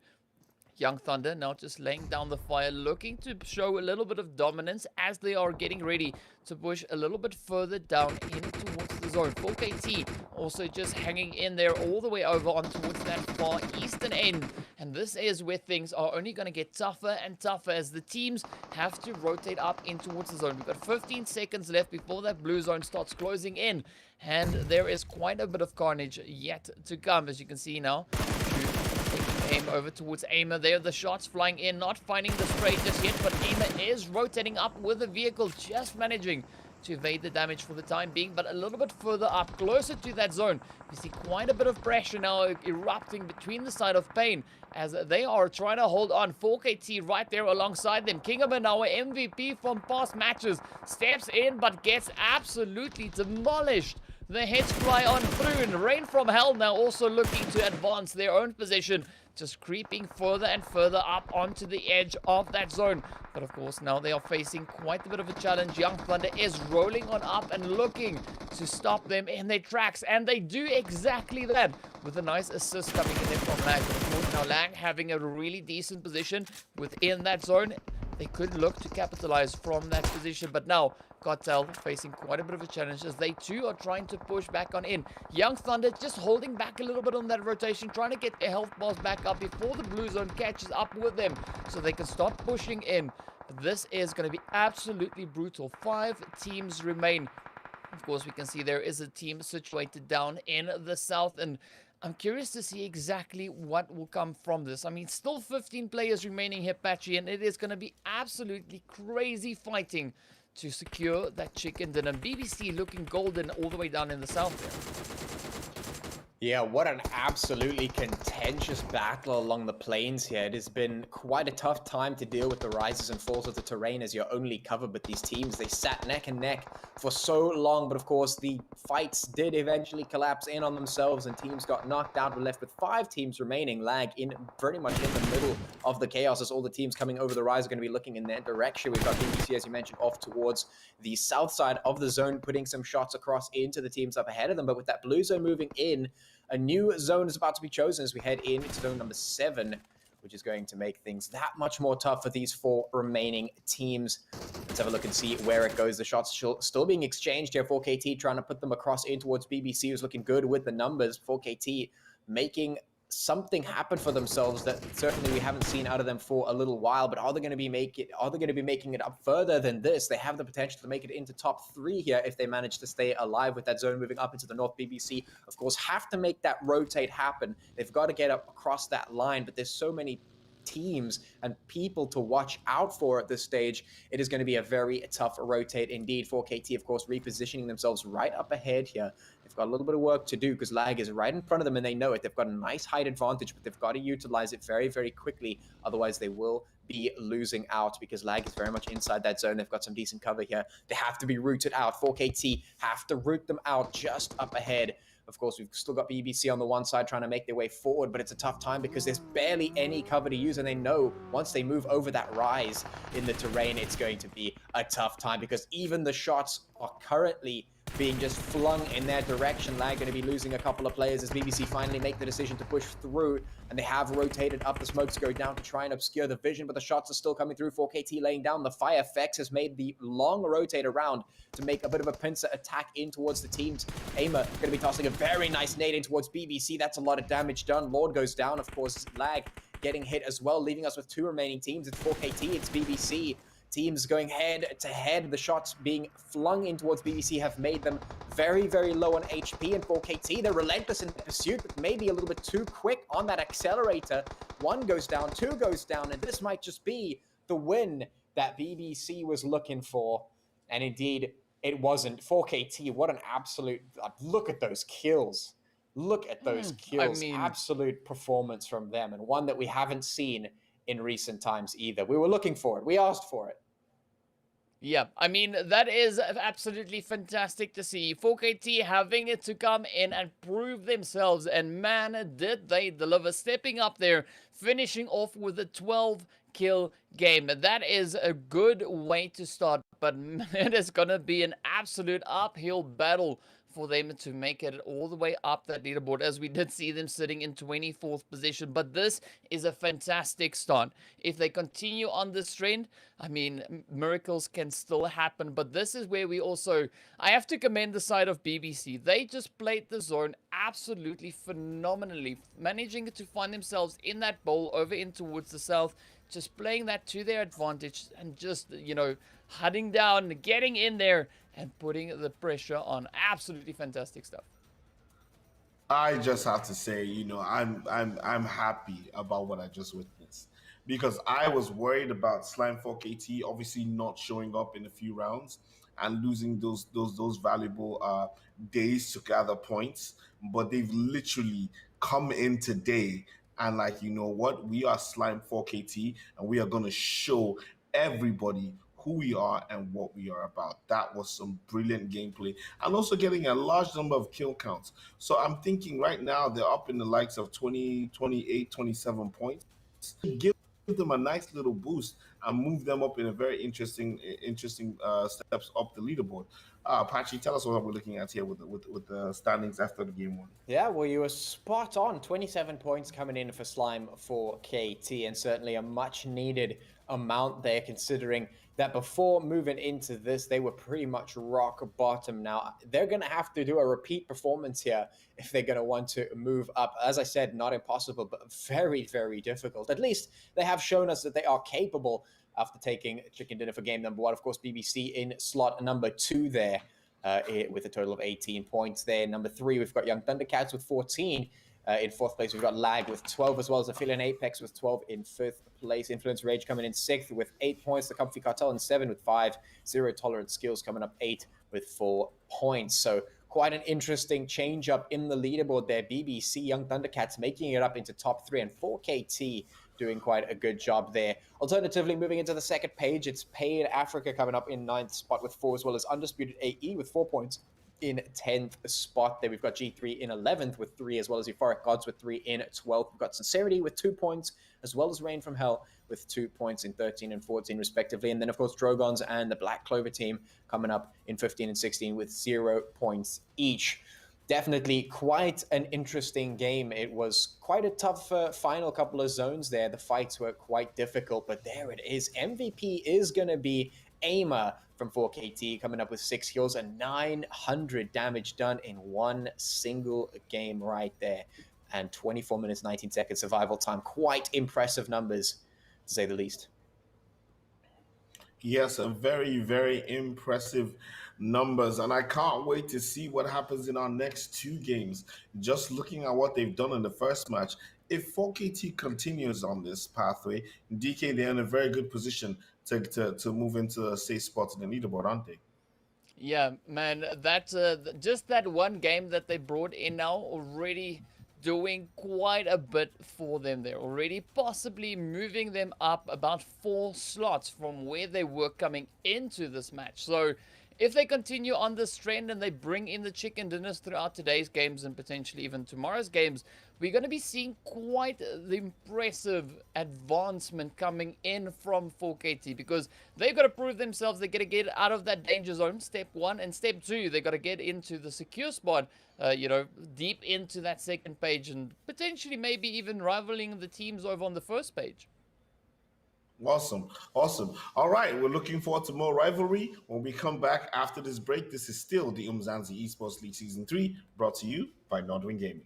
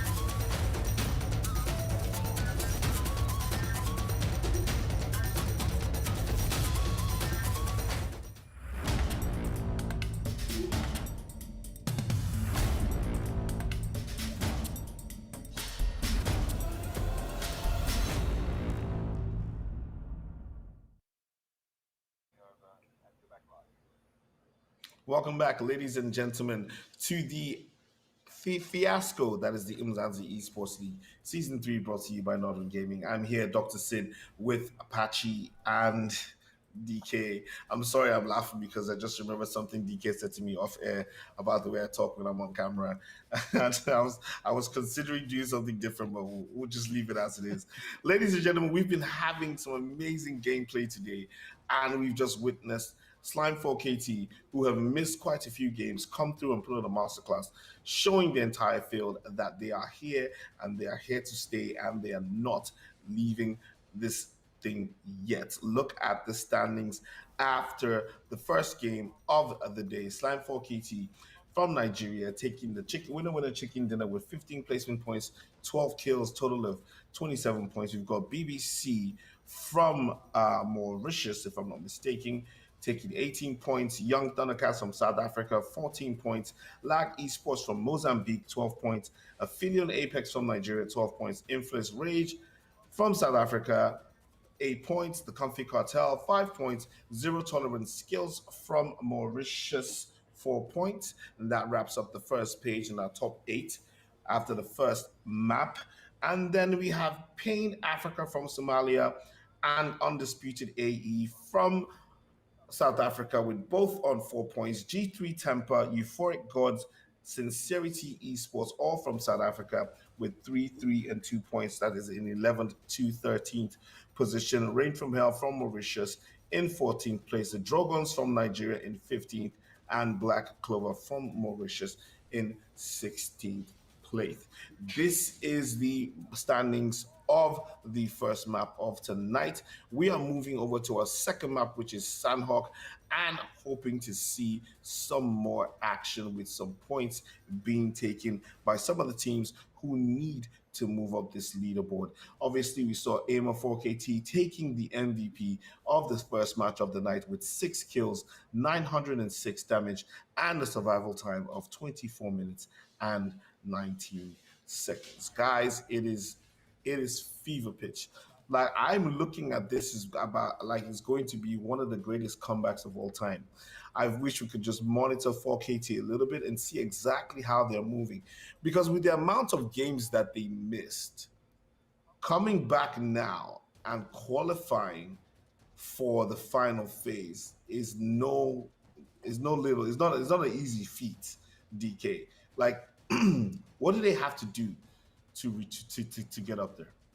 Well, they gotta repeat what they did now on Erangel. I mean, it is definitely very possible for them to move up onto the second page and high up on that second page just in today's matches. So I'm curious to see whether or not that is going to be the kind of approach that they're going to be going for, especially as we now get ready to move on in towards Sanhok. It is a map that lends itself quite to the aggressive side there. And what we've seen in games of past is that 4KT has that ability to secure themselves a slot in that top 5 regardless of the map, right? So it's definitely within the capability of doing that and pulling off a move.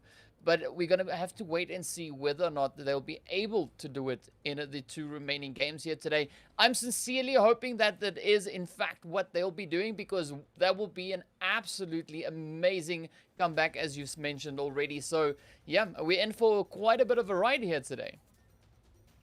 So we already know that they have the ability to play consistently and getting those point spaces. And obviously they also have the ability to win and bring in some winner chicken dinners.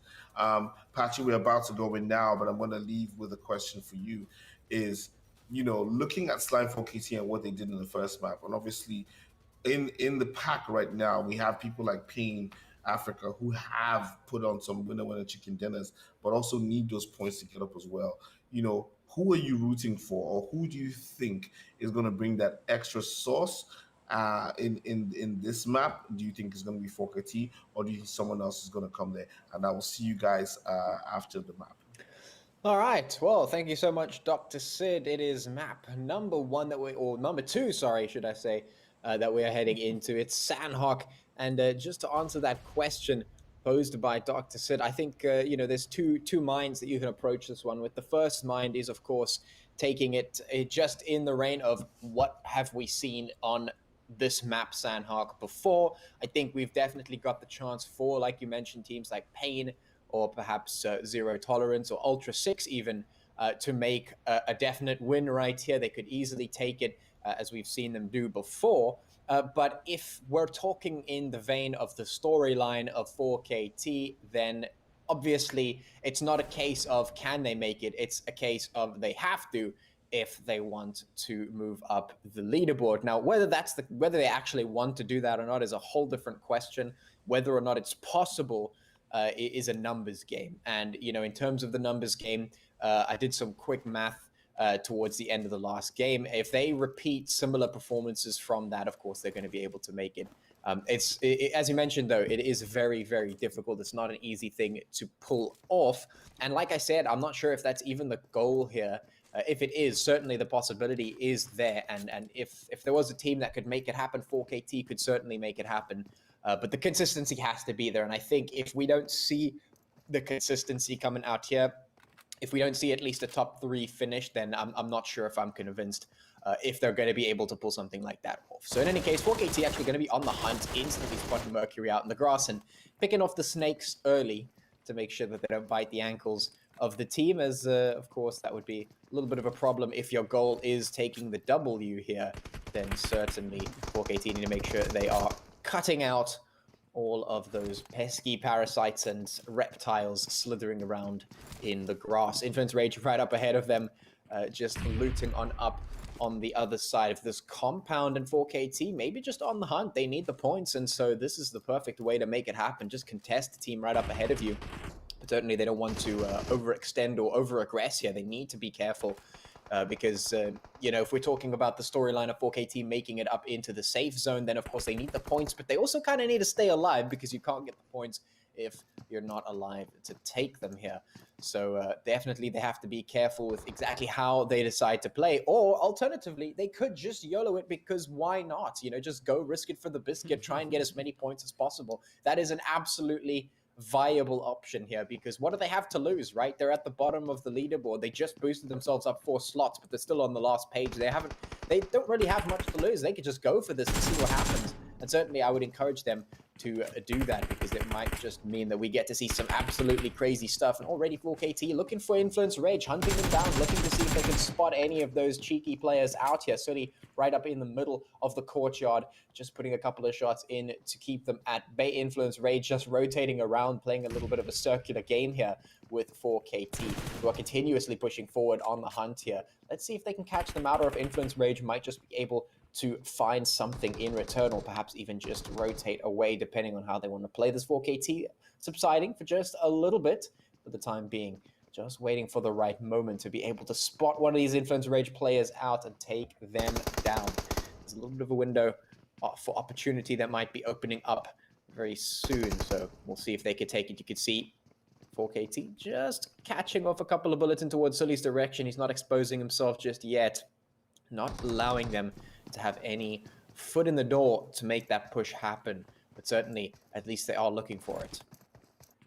Yeah, and I mean, this is going to be a very interesting play here for 4KT. You know, they've come into that first match with an absolute banger performance, and they have the ability to continue that trend and continue on with that momentum, just having it flow all the way on through. But also what's important is for the other teams also sitting on that third page, the relegation danger zone, right? This could potentially be inspiration for them to show that regardless of your position, you can still make a huge change to that. But we'll see how this goes. And of course, whether or not 4KT is able to bring in yet another amazing performance. So far, they are playing the bootcamp region here exceptionally well, taking control of the main. And of course, now flashing out the players there from Influence Rage, just pushing them even further away. And this is where we look to see exactly what they will do with this one, because also now we have one of the 4KT players positioned on that offside, and you know, they're going to be looking to potentially just try and sneak around. That of course is Aimer, who we have over on the eastern front there. So that could be a good angle, or not Aimer, sorry, but it is, regardless of that, a good position to be holding, because he's also able to cover to gather information on teams coming in from that eastern front, so they making sure they've got their bases covered. not only just tunnel visioning down onto one team right up ahead of them. It shows good awareness, but now we look to see whether or not they can build on that and continue to push in and bring in those kills. Yeah, just have a look and see what is going to transpire here. As you mentioned, 4K2 doing well to take control of the buildings and flush them out one by one. Influence Rage has just been isolated into every corner of this compound so far, just having to give it up and retreat every single time. But certainly that has to change at some point. You can see Zero Tolerance up there in the distance to the one side. We've also got Rain from Hell on the other side, just off to the opposite side of where Zero Tolerance is. So maybe a little bit of extra pressure from the outside could potentially come through. 4KT, though, still on the push, catching Influence Rage out here and there, pushing them out of the compound. Basically just chasing them away at this point, saying, yeah, get out of our compound. We're going to take this one. We're slap bang in the middle of the zone. Get out of here. This is our spot. And it has been working so far. Of course, on that map, you can see we've got Black Clover all the way up in towards the northwest, completely alone. They're just happy to have full control of that entire island to themselves for the time being. We've got a couple of teams moving in from the one side, BBC off in towards the east, as well as the Young Thundercats moving in. Lots of teams just getting close around boot camp. The concentrations moving in towards the middle of the zone, as one does, as is, the meta tactic here, getting yourself into the middle of that zone, making sure you can isolate and sort of take away a little bit of that RNG. Of course, you don't want any of that RNG to ruin your plans, so you've got to isolate it as far as possible. Influence Rage has been chased into the compound just across to the other side. They're away from boot camp, which 4KT is quite happy about. They've got full control of this area here in boot camp, so they're quite fine with that prospect. Rain from Hell taking up residence on top of the hill opposite the compound there, where Influence Rage is currently residing. And all of these teams getting up close. Young Thundercats getting pushed. Molotov burned to death. And of course, absolutely hammered out of there. Young Thundercats pushing up now to try and control and bring back some of the situation under control. But G3 just too fast, too quick, and too hard right here, getting themselves back up. But they have certainly done some serious damage here, taking up control of this house. A little bit of damage coming in from across the way. The Young Thundercats remaining players off in the distance, not able to do very much about the situation. Of course, the thirsts are coming through too quickly. Rain from Hell also in a position to pressure G3, so perhaps we could see a little bit of a revenge coming in here from the hands of Rain from Hell. We'll just wait and see. Because they do have a pretty good angle, but they also have a spot on top of the hill, so they don't really want to give that up just yet. So it's maybe going to be a little bit of a back and forth here, exchanged skirmish between the two teams, but certainly the pressure is on, and we're not even zone 2 already. I mean, that's really good to see, and that's the way Sanhok should be. But I'm quite curious to see what the teams will bring. We see a lot of them already funneling down in and towards that central portion of the map. And I mean, the teams are looking to set themselves up in those center positions. I mean, let's take for instance the side there of 4KT. If they are able to hold on and find the hits, find the action, and just put the hurt up into the teams, they could actually have quite a few kills being delivered to them, as they just have to fortify those angles. But what's also curious to see is exactly how the side of Rain from Hell is going to play this. As you mentioned, they do have that higher ground advantage with the addition of G3 just there alongside them. But we also see Young Thunder, who had a phenomenal first match of the day here, positioned over on to that slight eastern end. So we could see quite a bit of a pincer maneuver, pressurizing the players here. And Influence Rage also just holding off into the distance there. But looking at the convergence of the teams here, it is going to get exceptionally hard in the zone. But we wait to see where the next zone is going to be going. And if it just centers up over towards bootcamp once again, it is game on from that point. Because BBC, they've also stepped it up, brought their A game in the previous match, finishing up in that second position. And they're going to be looking to continue on with that flow as the zone now once again centers up exactly over towards that bootcamp region. And this is where it is going to be a pretty hairy fight, as we see quite a big concentration of teams positioned there, smack dab center.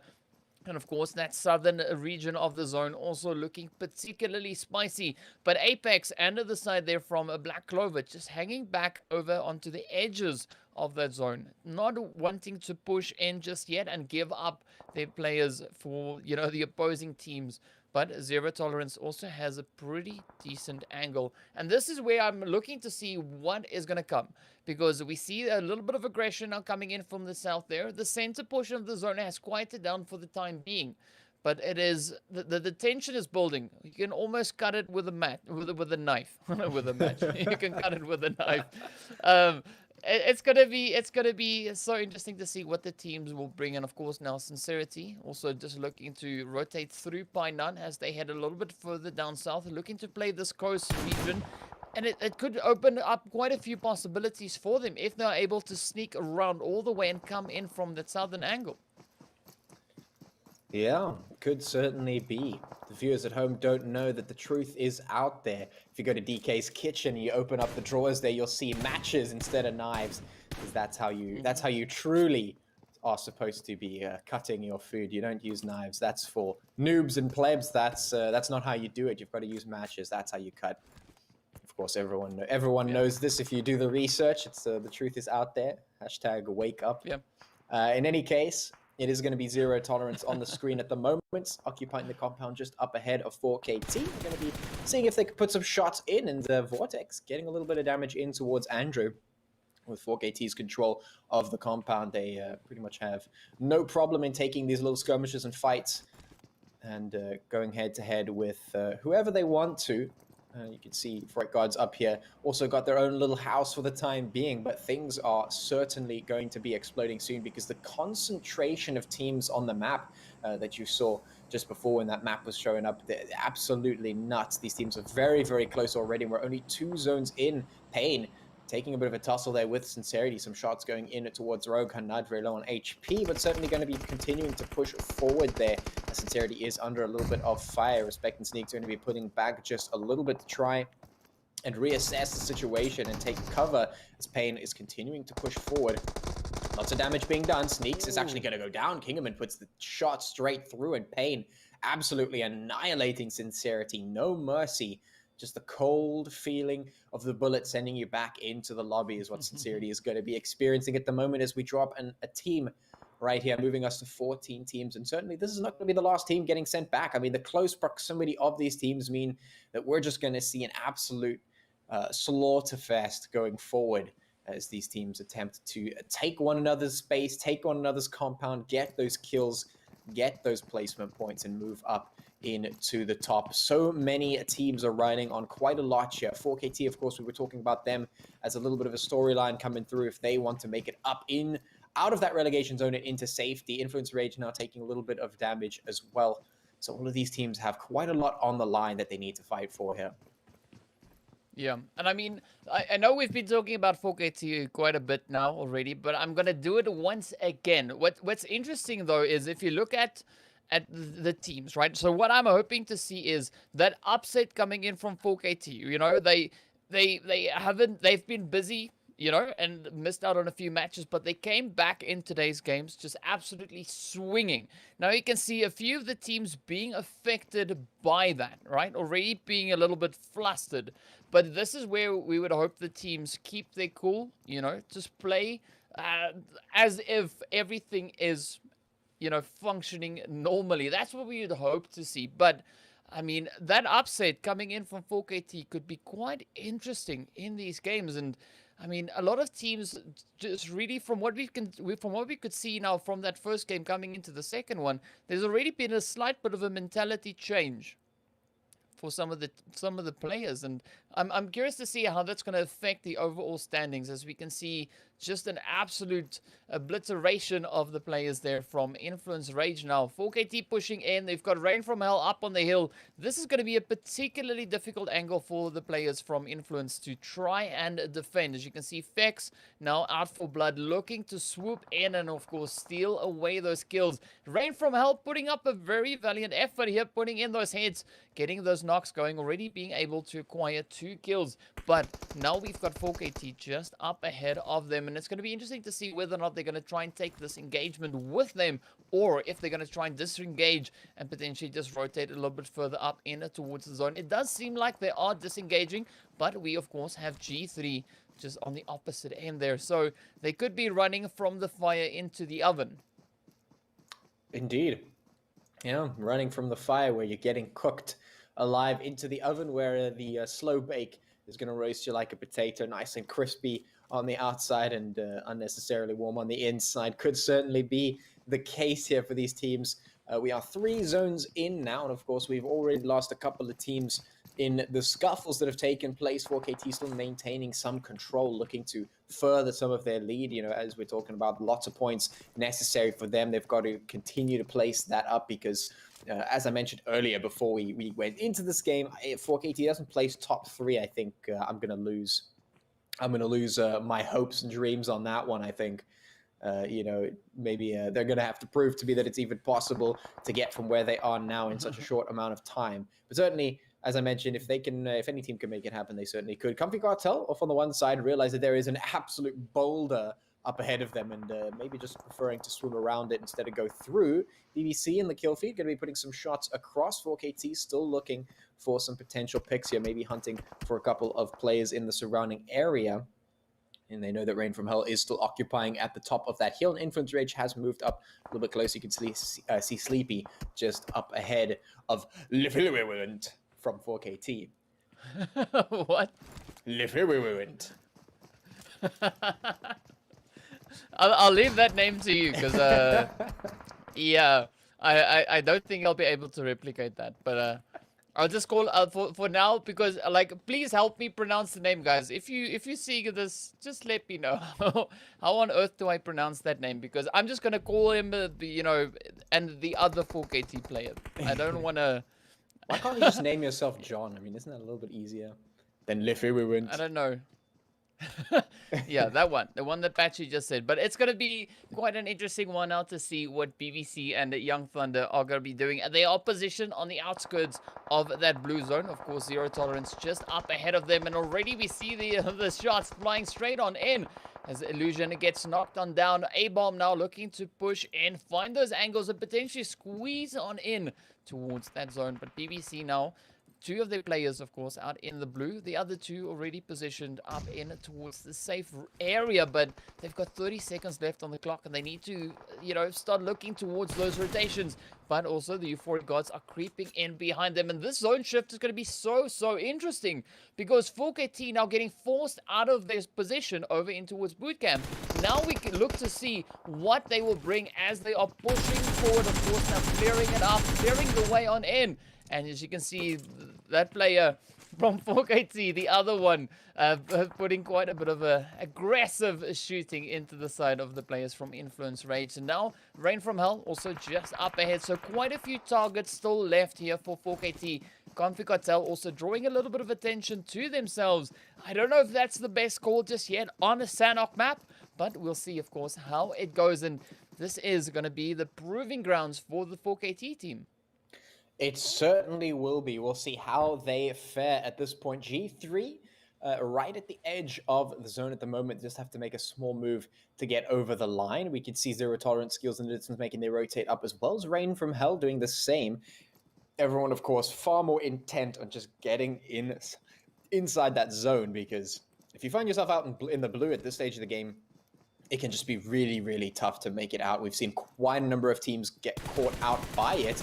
Speaking of getting caught out, Rain from Hell, August going to catch Rush Ash right straight from behind, catch him out in the rotate, which is a little bit of an issue. Zero Tolerance now having to turn around, wait for the team to expose themselves as the blue zone comes forward. Now we're going to be fighting in the blue zone. Here it comes. Shylock going to be caught out in it with the rest of Rain from Hell right behind these trees. Up ahead of them, Zero Tolerance skills. They need to deal with this threat. Otherwise, it's going to be gatekeeping 101 here for Zero Tolerance. Easy peasy picking up of those shots. Lag, of course, putting the shots in it towards the Comfy Cartel as well. The blue zone just absolutely enveloping player after player. Shots coming in from Undisputed AE into the Euphoric Gods. G3 putting the shots in towards 4KT. Andrew goes down there.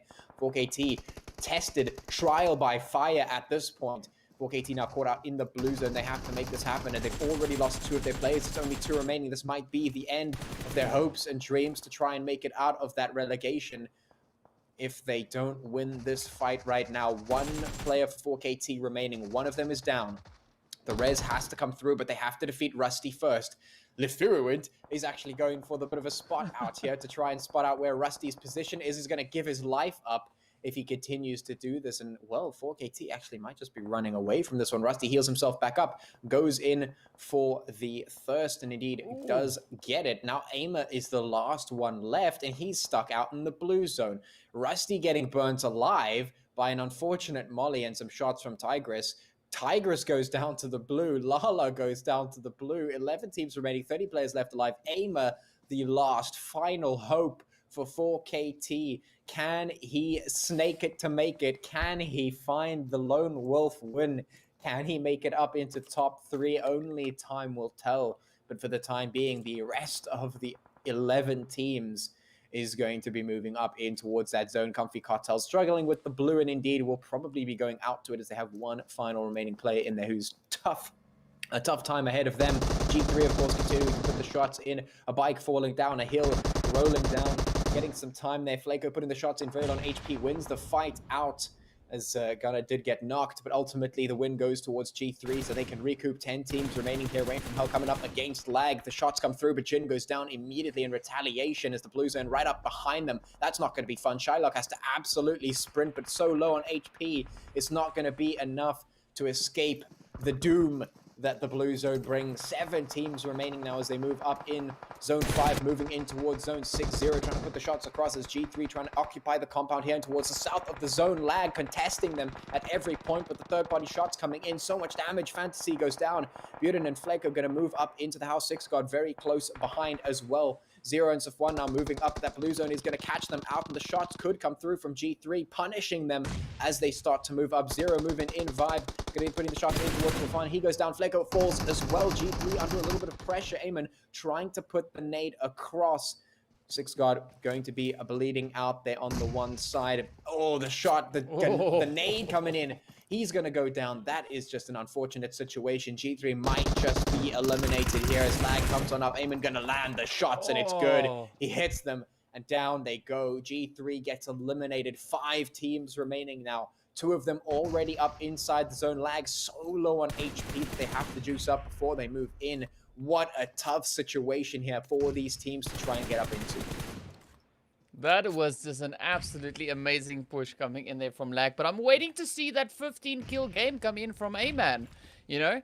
That's what we've been promised, so I'm waiting to see whether or not that will come in. But of course, you got to look at the side of Black Clover. They've also been able to secure themselves a position in this late phase. And now UAE also just swooping in. Will they find the shots in towards Dagger, who's just hiding behind the tree, waiting in ambush? Yes, he gets spotted. The hits fly straight on in. And it's good to see a few of these teams still keeping their cool, you know? Regardless of what's happening, they're keeping their cool, they're playing the game, they're stepping up, and they're doing what they do, you know? They're doing it the way that they can, and of course, well, right there and then we have the hopes of A-Man being ended for this match. 0, of course, now just holding up in towards the blue, but this is where it gets interesting once again. Now, we have UAE and, of course, the side here of Black Clover positioned within the zone. We've got Lag out in the blue. But then we've got another one. Oh, there we go. It was Apex Cold, of course, now just hiding out in the blue zone itself. The shots come in. Lag goes down. And now it is UAE and Black Clover ready to fight it out for that chicken dinner. It is a 3v4 in favor of the players from UAE.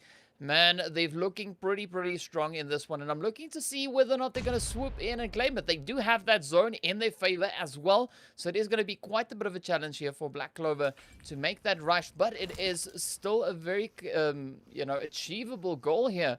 But it all depends on how they approach the zone and whether or not the angles favor them. It's going to be pretty tough one. So let's see now. Man. Oh, there we go. Matrix getting knocked right on outside hill. Just up ahead. Inspector also looking to hold that far off angle. But of course now Potato looking to find his own off angle play there as he's positioned up in towards the north. Oh, nice. Black Clover moving in, finding yet another knock. They're looking to pick up the third one, and from that point on, it is only a numbers game. They're slowly but surely evening the odds. Will they be able to get it in? Come on, there we go. Oh, hit comes in over towards High Vibe now, looking to rush in, gets taken out. No! Now it is up to the last remaining player for the Black Clovers. Will they be able to get it? Hamodi now getting ready to push on in, finds a quick shot into Potato, finds the hill. No! On he goes. UAE come in with the chicken dinner, securing themselves another 8. Oh, what an absolutely insane game that we just saw, that we just bared witness to. UAE taking up quite a number of kills, and what a great isolation there. Black Clover almost able to bring the fight back in the 3v4, but ultimately able to save the day. UAE bringing in that chicken dinner and showing us why they are sitting at the top of the log at the moment. Just absolutely coming in there with some serious points off the back of that game. And what a chaotic game. What an action-packed game that was, as we expect Sanhok to be.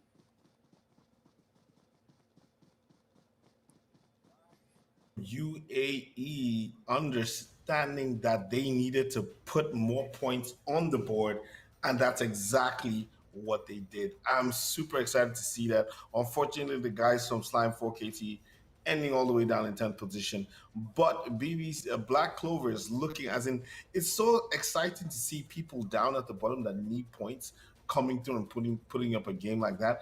I was hoping that Black Clovers would have taken it, but unfortunately they did it. And Undisputed AE getting those points that are going to put them at a point where they feel like they could just sit down and not play the rest of the round, and they'll definitely make it through. DK, what was your highlight of that match as you talk us through game 2?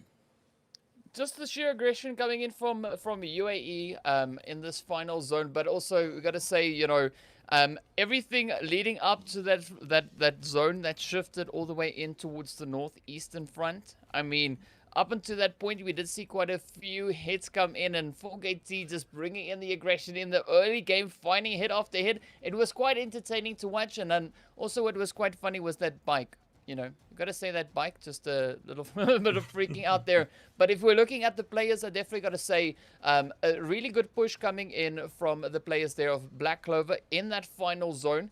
They did hold their own pretty well, but unfortunately, of course, the side there of UAE was able to just, you know, just beat them a slight tad, but in that engagement. And well done to both teams, of course. And, well, yeah, the standings, they speak for themselves, but we're looking to see an improvement as we head into our final one of today here.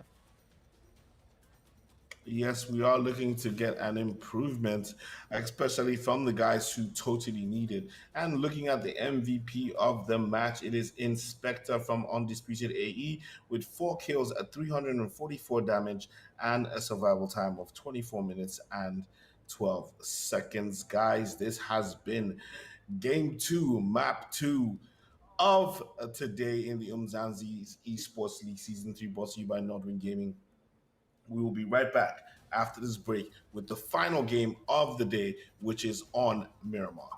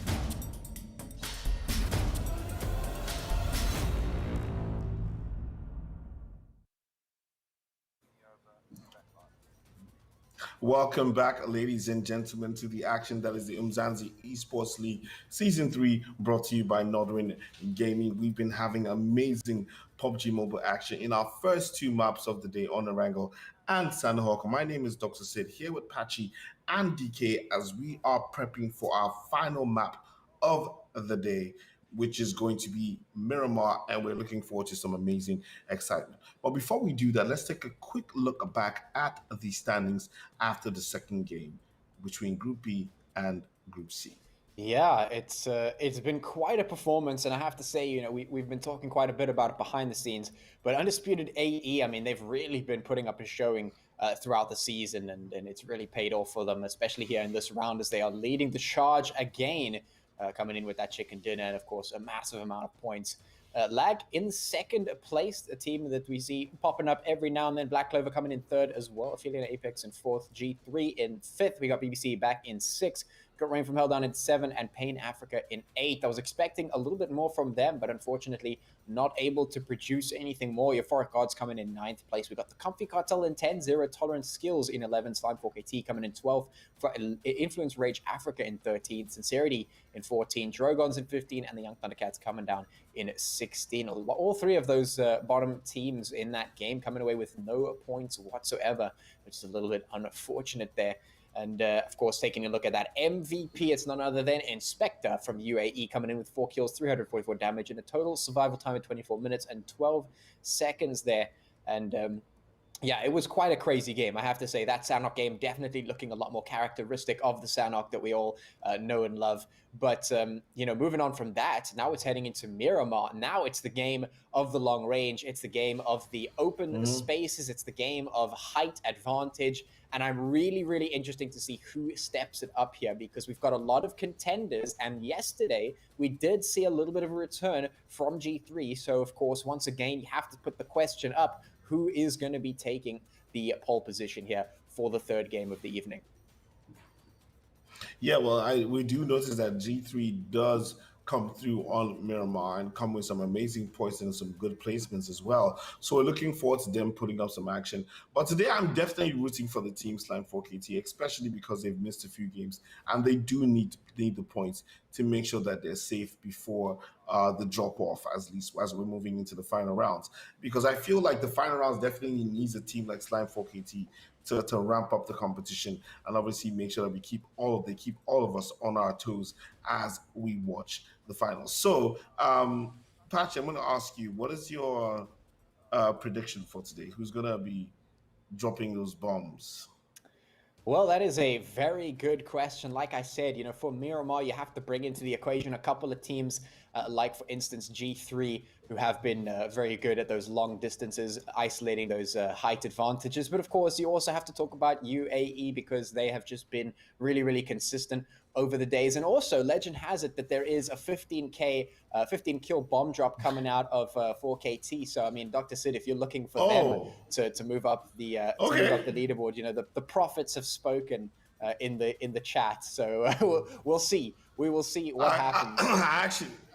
I actually can't wait to see that 15 kills from one player in 4KT. That would be very, very interesting to see. So, ladies and gentlemen, we're literally flying into Miramar right now. I'm going to leave you guys in the very capable hands of DK and Patchy as they talk you through the blow by blow and give you every single kill that comes from the person who says is going to get 15 kills in this match. All right, thank you so much, Dr. Sid. It's game number 3, and I have been informed that the prophets, in fact, said that the team that getting 15 kills was lag. So we're going to shift our focus just a little bit there. I'm not in direct contact with the prophets myself. I'm a bit more of a man of science. So I like my science. For instance, driving out into the ocean and sacrificing all of your players to the watery depths. That's the science that I like. So we'll be having a look at sneaks just falling from the sky and T-posing on all the enemies in the general vicinity, making sure that Scincerity is asserting their dominance from the get-go. We'll see if that translates into any points. And indeed, we're going to be T-posing all the way down to the south. Scincerity landing on the island and gaining themselves 100 patchy points awarded to them. That's what happens when you drop into that nice isolated island there. Just a heads up there, of course, those non-redeemable points coming out there. The flight path, of course, taking us from the south up into the north. We'll keep our eye on the teams and see where they go and what they do, because this is the final match of the evening, the final time for the points to go on the board, and we do have a zone all the way in the west, which, I mean, the last time we saw a zone go this far towards the west, we actually had a very difficult final zone. And I reminisce back to the time when me and you were casting a game on Miramar DK, and the zone actually went all the way into the unplayable area there. Yeah, that was quite amusing. I also recall that match. It was great fun, But I gotta say, those sneaks there, getting right down to the T, you know, taking it a little bit literally. But looking at the zone where the teams are dropping, we see quite a bit of hot dropping up in towards La Cobreria, which we don't often have. Of course, over also onto the side there of that water treatment area, Hacienda del Patron, San Martin. Quite a bit of contention coming in, and of course Picado as well as Chumacera looking pretty hot and heated, so looking to see what the teams will bring. And of course BBC choosing a very good drop spot, completely uncontested over in towards El Pozo. But now, as we turn our attentions onto the side here of San Martin, it is Influence Rage and Rain from Hell about to go toe to toe, head to head, to fight it out and potentially bring in some early game action. It is going to be a pretty interesting one. Of course, we did see Influence Rage running for the hills in the previous match. So, well, there's quite a few hills here on Miramar, so run away. I mean, yeah, run away. It's possible. Rain from Hell at the moment. Oh, August getting caught out from behind. Sleepy running up there, catching some bullets in towards August there. We've got that little Uzi just doing the damage, and of course the Thirst Shooter come in and no problem whatsoever. Gonna whip out, you know, the little shooty shoot P gun there. You know, it's more of a P shooter in my opinion, but you know, it can do the damage. Jin is now isolated by themselves. There's Influence Rage now coming up to try and capitalize on the rest of those points, which could certainly be happening here, as you know, very much isolated from the rest of the team. Rain from Hell basically getting dismantled here, which shouldn't be too difficult for the rest of Influence Rage if they decide to push on up. Of course, Shylock and Neon on the other side of the road, not really going to be able to help Jin in any way. This shotgun is going to have to do a lot of work. Yeah, I mean, Jin, that is going to be quite a bit of a challenge, but, you know, Jin is also another name for a genie, and genies grant wishes. So let's see whether or not Rain from Hell will have their wish granted as they look to find the shot. So far, pretty good shot coming in there from Jin, finding that it right up in towards Sleepy. But now, here we go, the rest of Influence looking to push in. Mercury, of course, being one of our MVPs of past matches, but Hainsley gets taken down as well.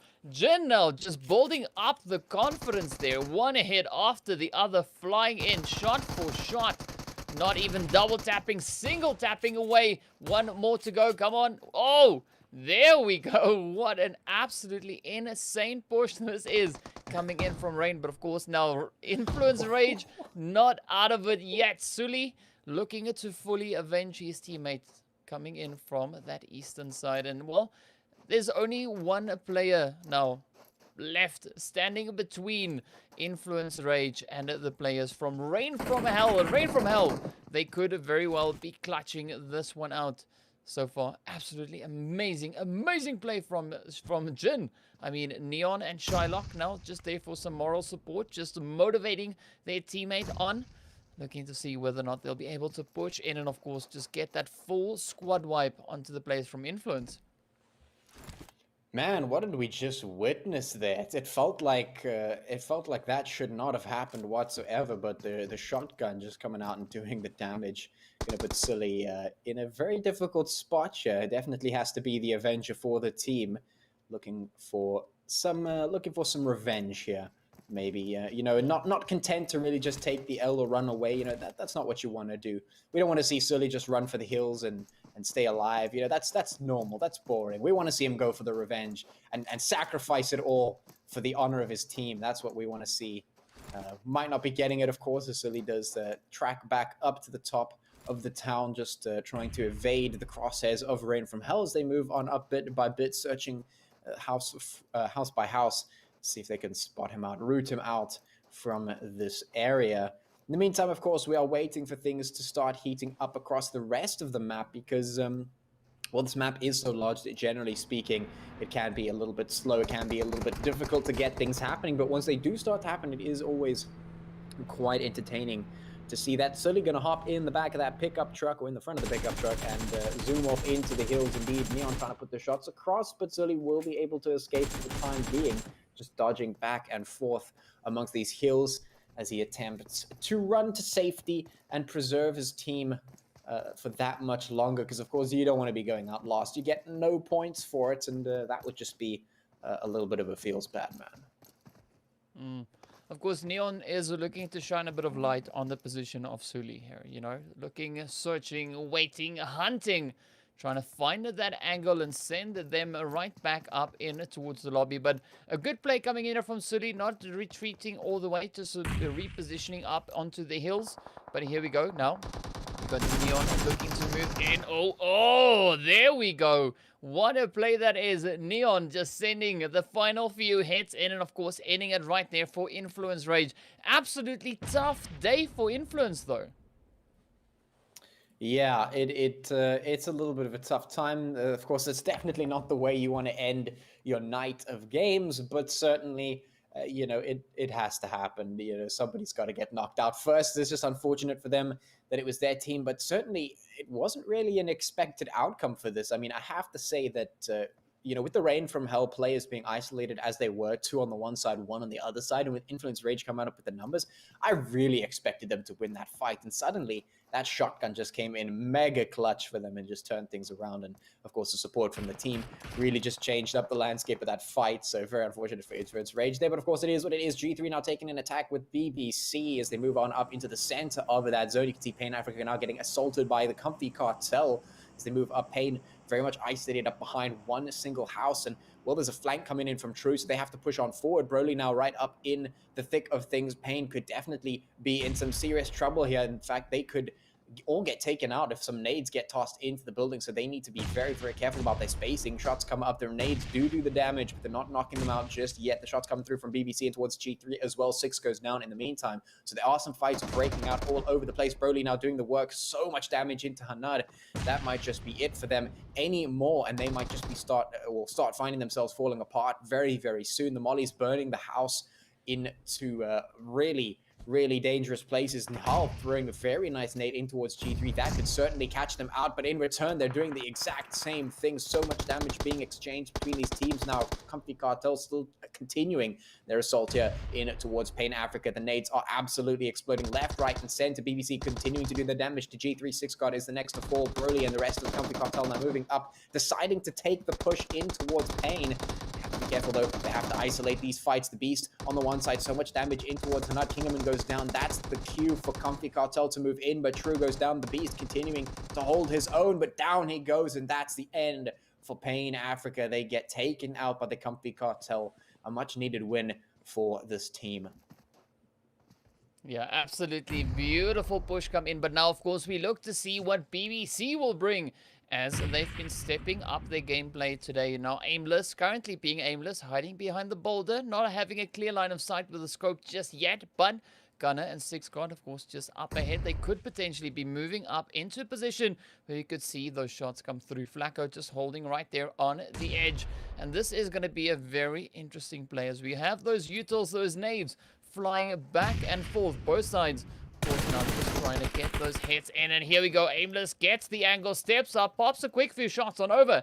6 God now coming in quite aggressively, just looking to find those angles, but a beautiful positioning coming in from BBC, and this is where we look to see whether or not they'll be able to capitalize on that. And this is one of the beauties of the Miramar map, all these ridge lines, all these angles the team can take, and this is where they are really getting tested for that. Falak also just holding off on the angles there.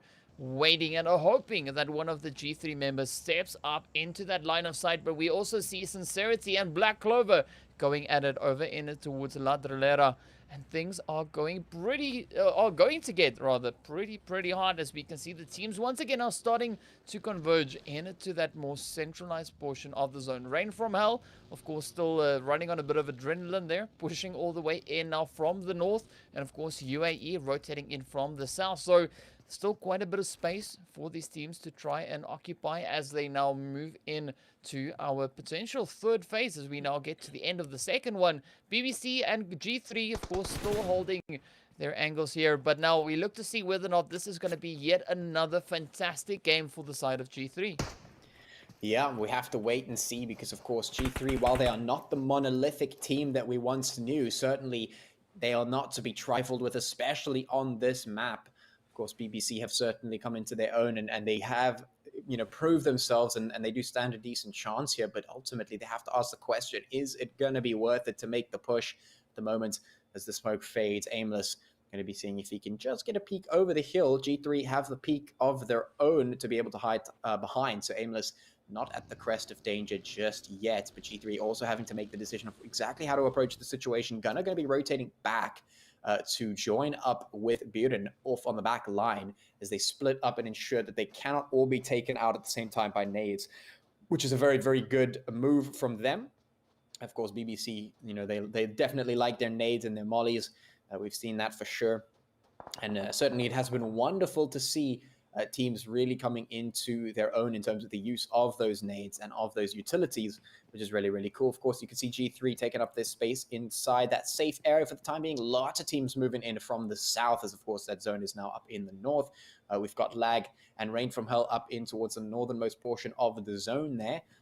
Keeping our eye on Lag for that prophecy to see if it comes true. Of course, the Comfy Cartel now tussling down there with the Euphoric Gods and some shots coming in from G3 in towards BBC as they continue their skirmish on that side. Lots of teams moving in towards the south is going to mean that we see lots of fights breaking out in that particular region. So it is only a matter of time before we start to see those shots being exchanged once again. Oh man, this is looking to be quite an interesting setup as we've now hopped over into that third phase. We've got the Euphoric Gods, of course, now looking to find a decent position, just coming in on the south end here of the power grid. So again, a really, really mountainous region they are moving in, but usually we see the teams taking up a real high perch angle, especially down in towards the south, as it allows them to see for quite a bit of a distance there and just, slowly tap away at any of those opposing teams. Now we see 4KT also just rolling up into a zone as we have them on the edge, but BBC now caught on the side here, looking to push on to the players here from a Zero Tolerance. They do have a bit of a spread come in with them, and BBC now taking up quite a bit of a different approach, having two players right up in front, and of course then having the remainder of the team just hover on that back overwatch angle. Of course now, Skydo and Hate looking to push in. Lord puts the shot straight on over. It is Mauritius versus Mauritius as Zero Tolerance and BBC are fighting it out. And of course, the kill feed is lighting up once again. We can see the side there of Scincerity also now rushing in, but BBC Aimless comes in with a hit alongside Lord, just making Hate absolutely regret that angle. Skydo also getting sent on over. Now, Zero Tolerance being reduced down to only 2 players. It is up to Evasion and his teammate there, Vortex, to make the final stand for Zero Tolerance. And well, it seems like BBC has Zero Tolerance of their position as they come pushing in, just finding the hits. A beautiful off angle there from Nihil, finding the hits in. Oh, down goes Evasion, down goes Vortex. And of course, Zero Tolerance not being tolerated here today. Off they go back into the lobby. Yeah, absolutely hammered back into the lobby by BBC there. A very good showing from them, isolating the fights very, very well, continuing to show us that they are quite a capable team. Very nice fight from that. Of course, we are continuing to see the fights happen as UAE rotating away from the Comfy Cartel up in the blue zone down towards the south, making their way across. That zone's about to shift on up, and it goes south, which is going to be a lot easier on the teams down there who need to rotate out of the blue, but it does mean that Lag and Rain from Hell do need to move down in to the zone. Of course, G3 still in the position there with the 4KT, who have a lot of work to do. Andrew a little bit separated from the team. They are quite spread out in that regard. So they're going to have to maintain some sort of line of defense here, because otherwise they might just get picked apart if they're not careful. BBC moving in from the west, Scincerity right up ahead of them in the east. We have Aphelion Apex taken up at that particular spot in the zone. We still have UAE putting the shots in towards Black Clover as they move in, trying to get themselves a spot in the south of the zone, but it is going to be a price that is very, very high to pay here. It has to be purchased with a lot of fighting, a lot of blood that has to come through in the next few minutes as this blue zone is about to close on up once again. Oh, and of course now UAE right here on the edge, as you've mentioned, and it's going to be interesting to see. We've got a few teams just lying in wait up ahead. We got Black Clover as well as Cartel just positioned. Young Thunder also just holding their angle down in towards the south, looking to put a few shots in towards Black Clover. As you can see, Vibe now just getting knocked on out there by Superior, and now they are down to one last remaining hopeful. Dagger, of course, looking to make a bit of a stand there. Potato also just hugging the edge of that zone, setting up a pretty good anchor point for the team to get their entry back up in towards the zone. But we have 4KT also just lurking up ahead, as well as BBC and Scincerity. So quite a bit of contention still about to come on in. But 4KT, as we can see on the mini-map, they're just going absolutely ham. Meanwhile, UAE looking to still find that play, find that angle on the remaining players there from Cartel and, of course, Black Clover. The stragglers just huddling down, waiting and hoping to remain undetected, and not hoping to have those shots come their way. But Young Thunder also having a pretty good angle just up ahead. It could be quite advantageous depending on how these teams over on this west and south decides rather to rotate on in. You could see quite a bit of chaos come in from that. But of course now Sahil just scanning the area. We did see quite a bit of carnage coming onto the side of BBC as Aimless and Lord now slowly bleeding out as Sahil comes in with a beautiful third party there. And now Scincerity looking to hold on to their compound. They do have that angle just within the zone, but this is now where Falak and Nihal could potentially move in. But it is quite a bit of a tricky one, as we do have these third party shots coming in from Sahil. Yeah, absolutely a tough situation here for BBC, as they've been isolated now. They've been damaged so much up ahead of them. Scincerity still looking pretty healthy in terms of HP, but they have to be careful because we have seen them crack under pressure. As BBC far more versatile in that respect, but can they even understand the pressure that surrounds them? It doesn't seem like they can, because those mini 14 shots are landing. Respect will find the shots in towards BBC, and here they fall one by one. BBC just too much pressure on them. Not enough support here, not enough cover, not enough ability to get themselves out of the danger. Now for Luck and Nihal very much separated in the time being. Tigris getting lots of shots in from Sahil. That mini 14 of his just absolutely tearing shreds through player after player. Absolutely nuts. Nihal now, of course, caught out in the very corner of the building in which he is hiding.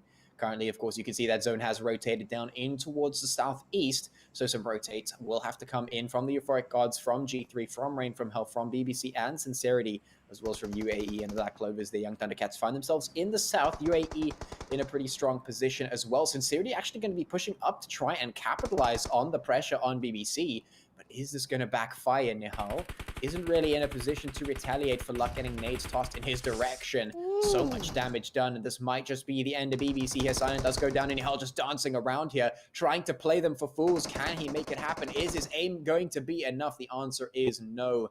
He will go down, and Scincerity will come out on top of that fight. Just barely, though. They will have to get some reses in with that blue zone making its way up. That's going to do so much damage. They have to be careful. UAE now on the rotate. They've hopped into the vehicle, pushing on up towards the Young Thundercats, looking to dismantle them. And you have to take these guys seriously. UAE, top of the log at the moment, top of the leaderboard.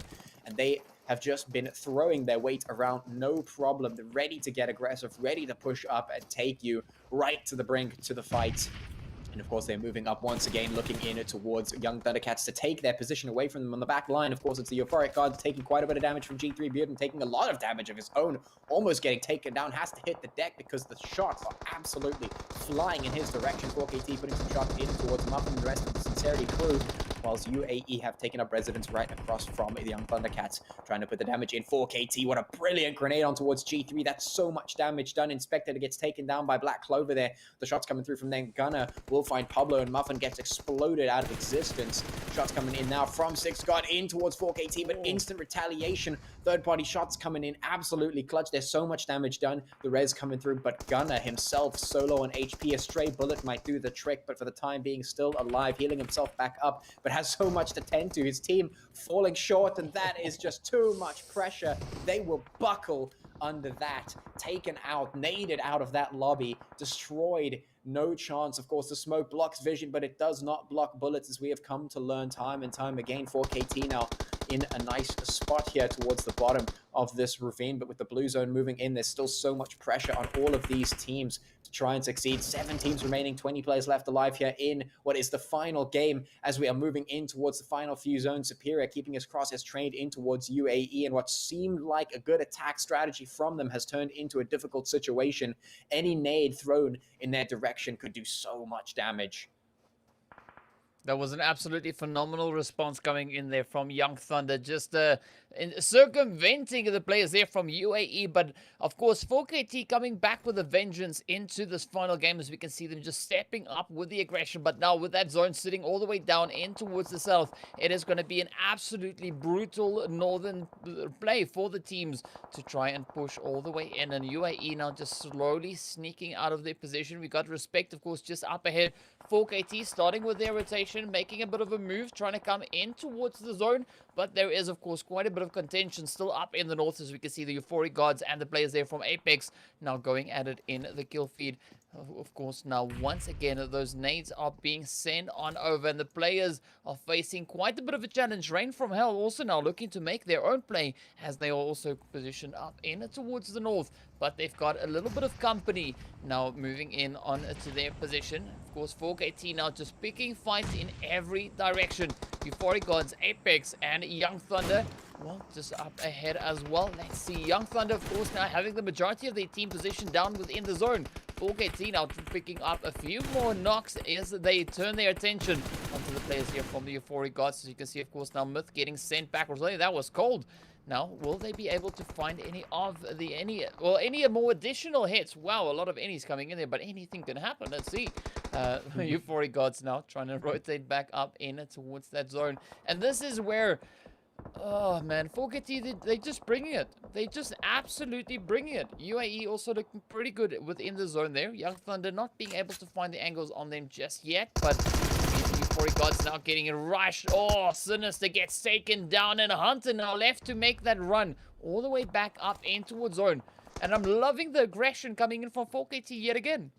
Yeah, showing their capability. You know, it really is a shame that we haven't been able to see more of them, because they really are showing that they can bring us some extreme quality gameplay. Of course, they're moving up in towards Euphoric Gods. Hunter in a very difficult situation, bursts out of the door, and immediately bullet straight to the face, gets taken down just as quickly. 5 players, or 5 teams, should I say, left alive. 13 players left alive. Rain from Hell and the Young Thundercats taking up residence in the same house at the moment. Of course, UAE still alive in their little building, but for how much longer is the question, because, of course, 2 teams across from them is going to be a tall order to try and deal with. It's 4 players in total, though Matrix putting some shots in towards Superior might give them a little bit of a leg up here, as they do have to be very, very careful of that blue zone, which is right behind them, and threatens to take them out at any moment. 4KT taking up residence on the top of the hill. It's a very good vantage point for them. They could certainly dish out the damage from their position, but we know them to be a very aggressive team here, and they might just come charging down the hill, and indeed they might have to,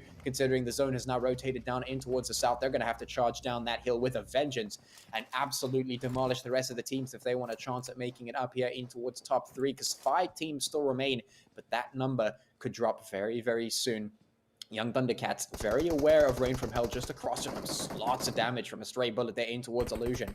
Can't let that happen. Superior does go down as Matrix puts the final nails in that coffin, but we still have to wait and see if they're under pressure, because UAE does need to rotate out of that building very, very soon, because they are also outside of the zone as it stands. They have to be careful. Neon pushing up in towards Thundercats. Jin has to support as well. 4KT still making their preparations ready for them to charge down that hill. Adam's going to put the shots in towards Potato. Andrew does go down for 4KT as Matrix puts those shots in. getting ready to dish out the damage. 4KT still under a lot of fire, as because they are on top of that hill, they are exposed. The smoke's now getting popped to obscure that vision, but Jin just jumping around, absolutely catching them off guard, will take 2 of their members down and do so much damage. And now with that blue zone moving in, the threat is real, the threat is there, and UAE might just be crumbling right here. Low on HP, low on chances. Sahil has to make it happen with absolutely no one left of his team to try and support him. What a tough situation there, but it is what it is. The same is true for Rain from Hell and Young Thundercats as well as Rusty up on the top of the hills. 4KT have the numbers, they have the position, they have the advantage. Can they push that to the end, though, is the question. Here comes the damage being done from Aimer in towards the Young Thundercats, down in towards the building. Has to get a whole lot more than that. Illusion puts the final nails into Sahil's coffin. That's UAE taken out. It's top 3 at the moment. Rusty getting taken out by 4KT, and this could be the victory chime for them, as they only have 2 players to deal with, and it is only the Young Thundercats with very little HP. This must be done and dusted. This must be 4KT's game. And indeed, with Adams going down, the final shots in towards Illusion are inevitable, and 4KT will put a chicken dinner on the board once again with a very clean 3 kills apiece for every single one of their players. I mean, that is just insane. That is their second chicken of the day. It is their second 12-kill game. So an absolute repeat of what we had in the first one coming into today. And it's good to see 4KT stepping up in form, bringing the aggression, bringing the angles and the tactical play back on in, as they are just, oh man, stepping it up. It was beautiful to watch. But of course, got to give it there to Young Thunder. They've also been bringing in quite a bit of a play, securing themselves that second position, 4 kills. Really, really good effort. And of course, Apex coming into 3rd place, but going back completely empty-handed. So it's almost just like a bit of a placeholder there. They do get the placement points, but unfortunately, no kill points being awarded to them.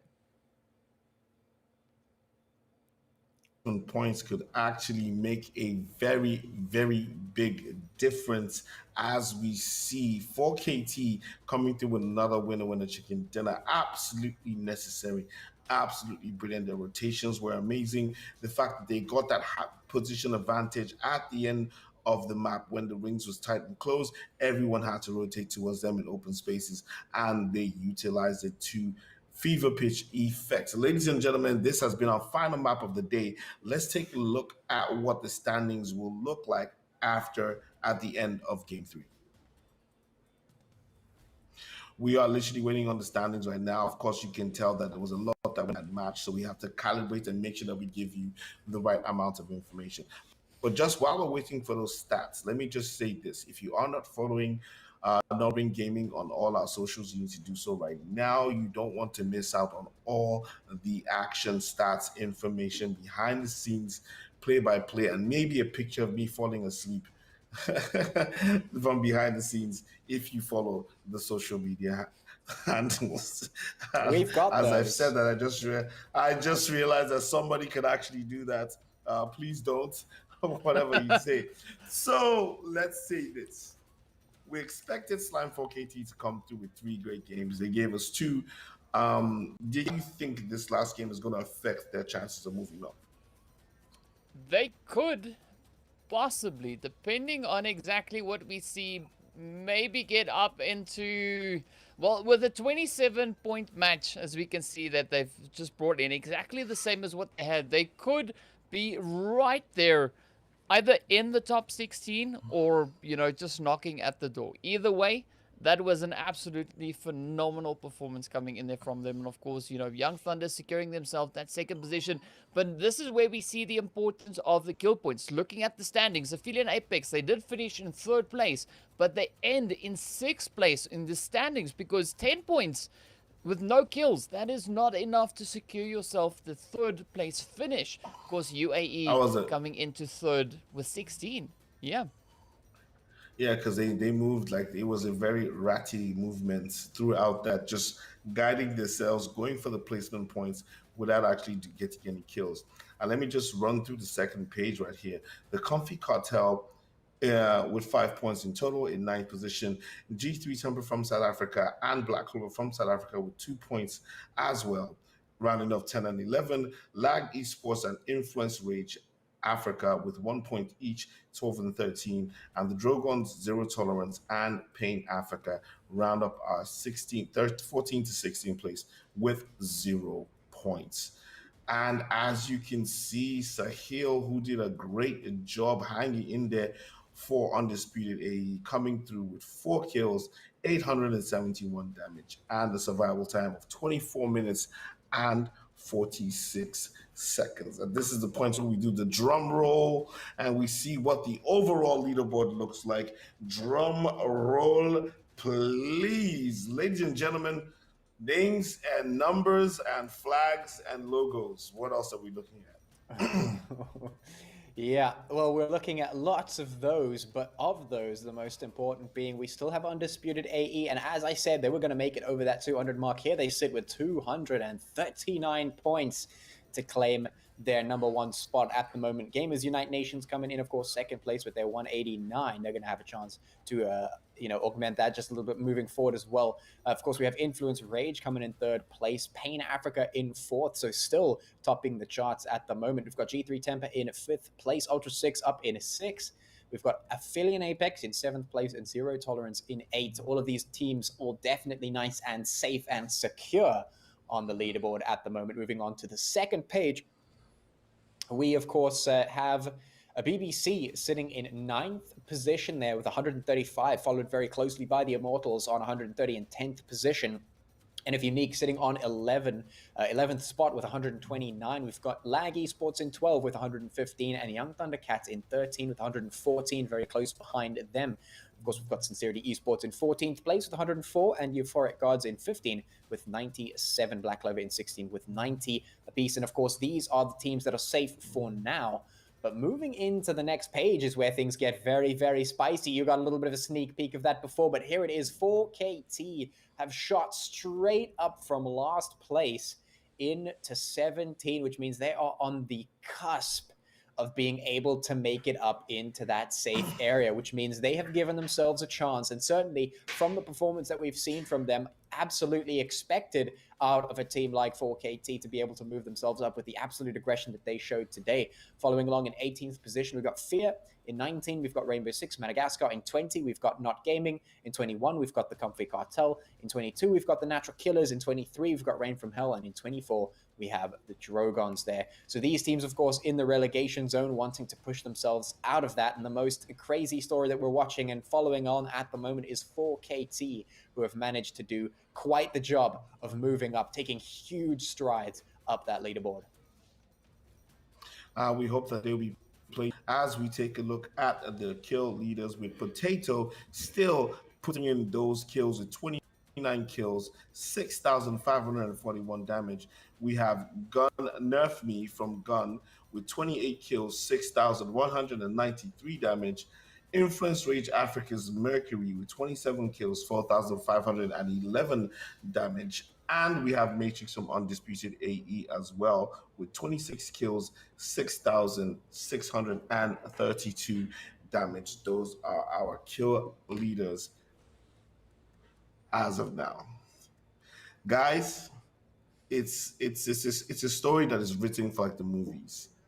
Slime 4KT misses a few games. They perform well in the first round of games. In the second round, clashes and they miss a few games and they're in an almost impossible position to qualify for the final round. But with 2 games and 3 days to go, they put together an amazing comeback to make it. They're on the cusp. I can't wait to see what happens in the next chapter of Slime 4KT's attempt to make it into the final 16. But big shout out to Undisputed AE for starting the game off, the round off with a high, and they have maintained that high with consistency to make sure that they put the large number of points between them and the guys in second position. I want to say big thank you to DK and Patchy for doing an amazing job today. We have had some very, very exciting games, and we are looking forward to more exciting games tomorrow as the Umzansi Esports League continues. This is Season 3, the PUBG Mobile segment, brought to you by none other than Nordring Gaming. My name is Dr. Sid. I want to bid you good night. Have fun, and we'll see you tomorrow at the last game for the weekend. It is time to say goodbye. Good night, ladies and gentlemen.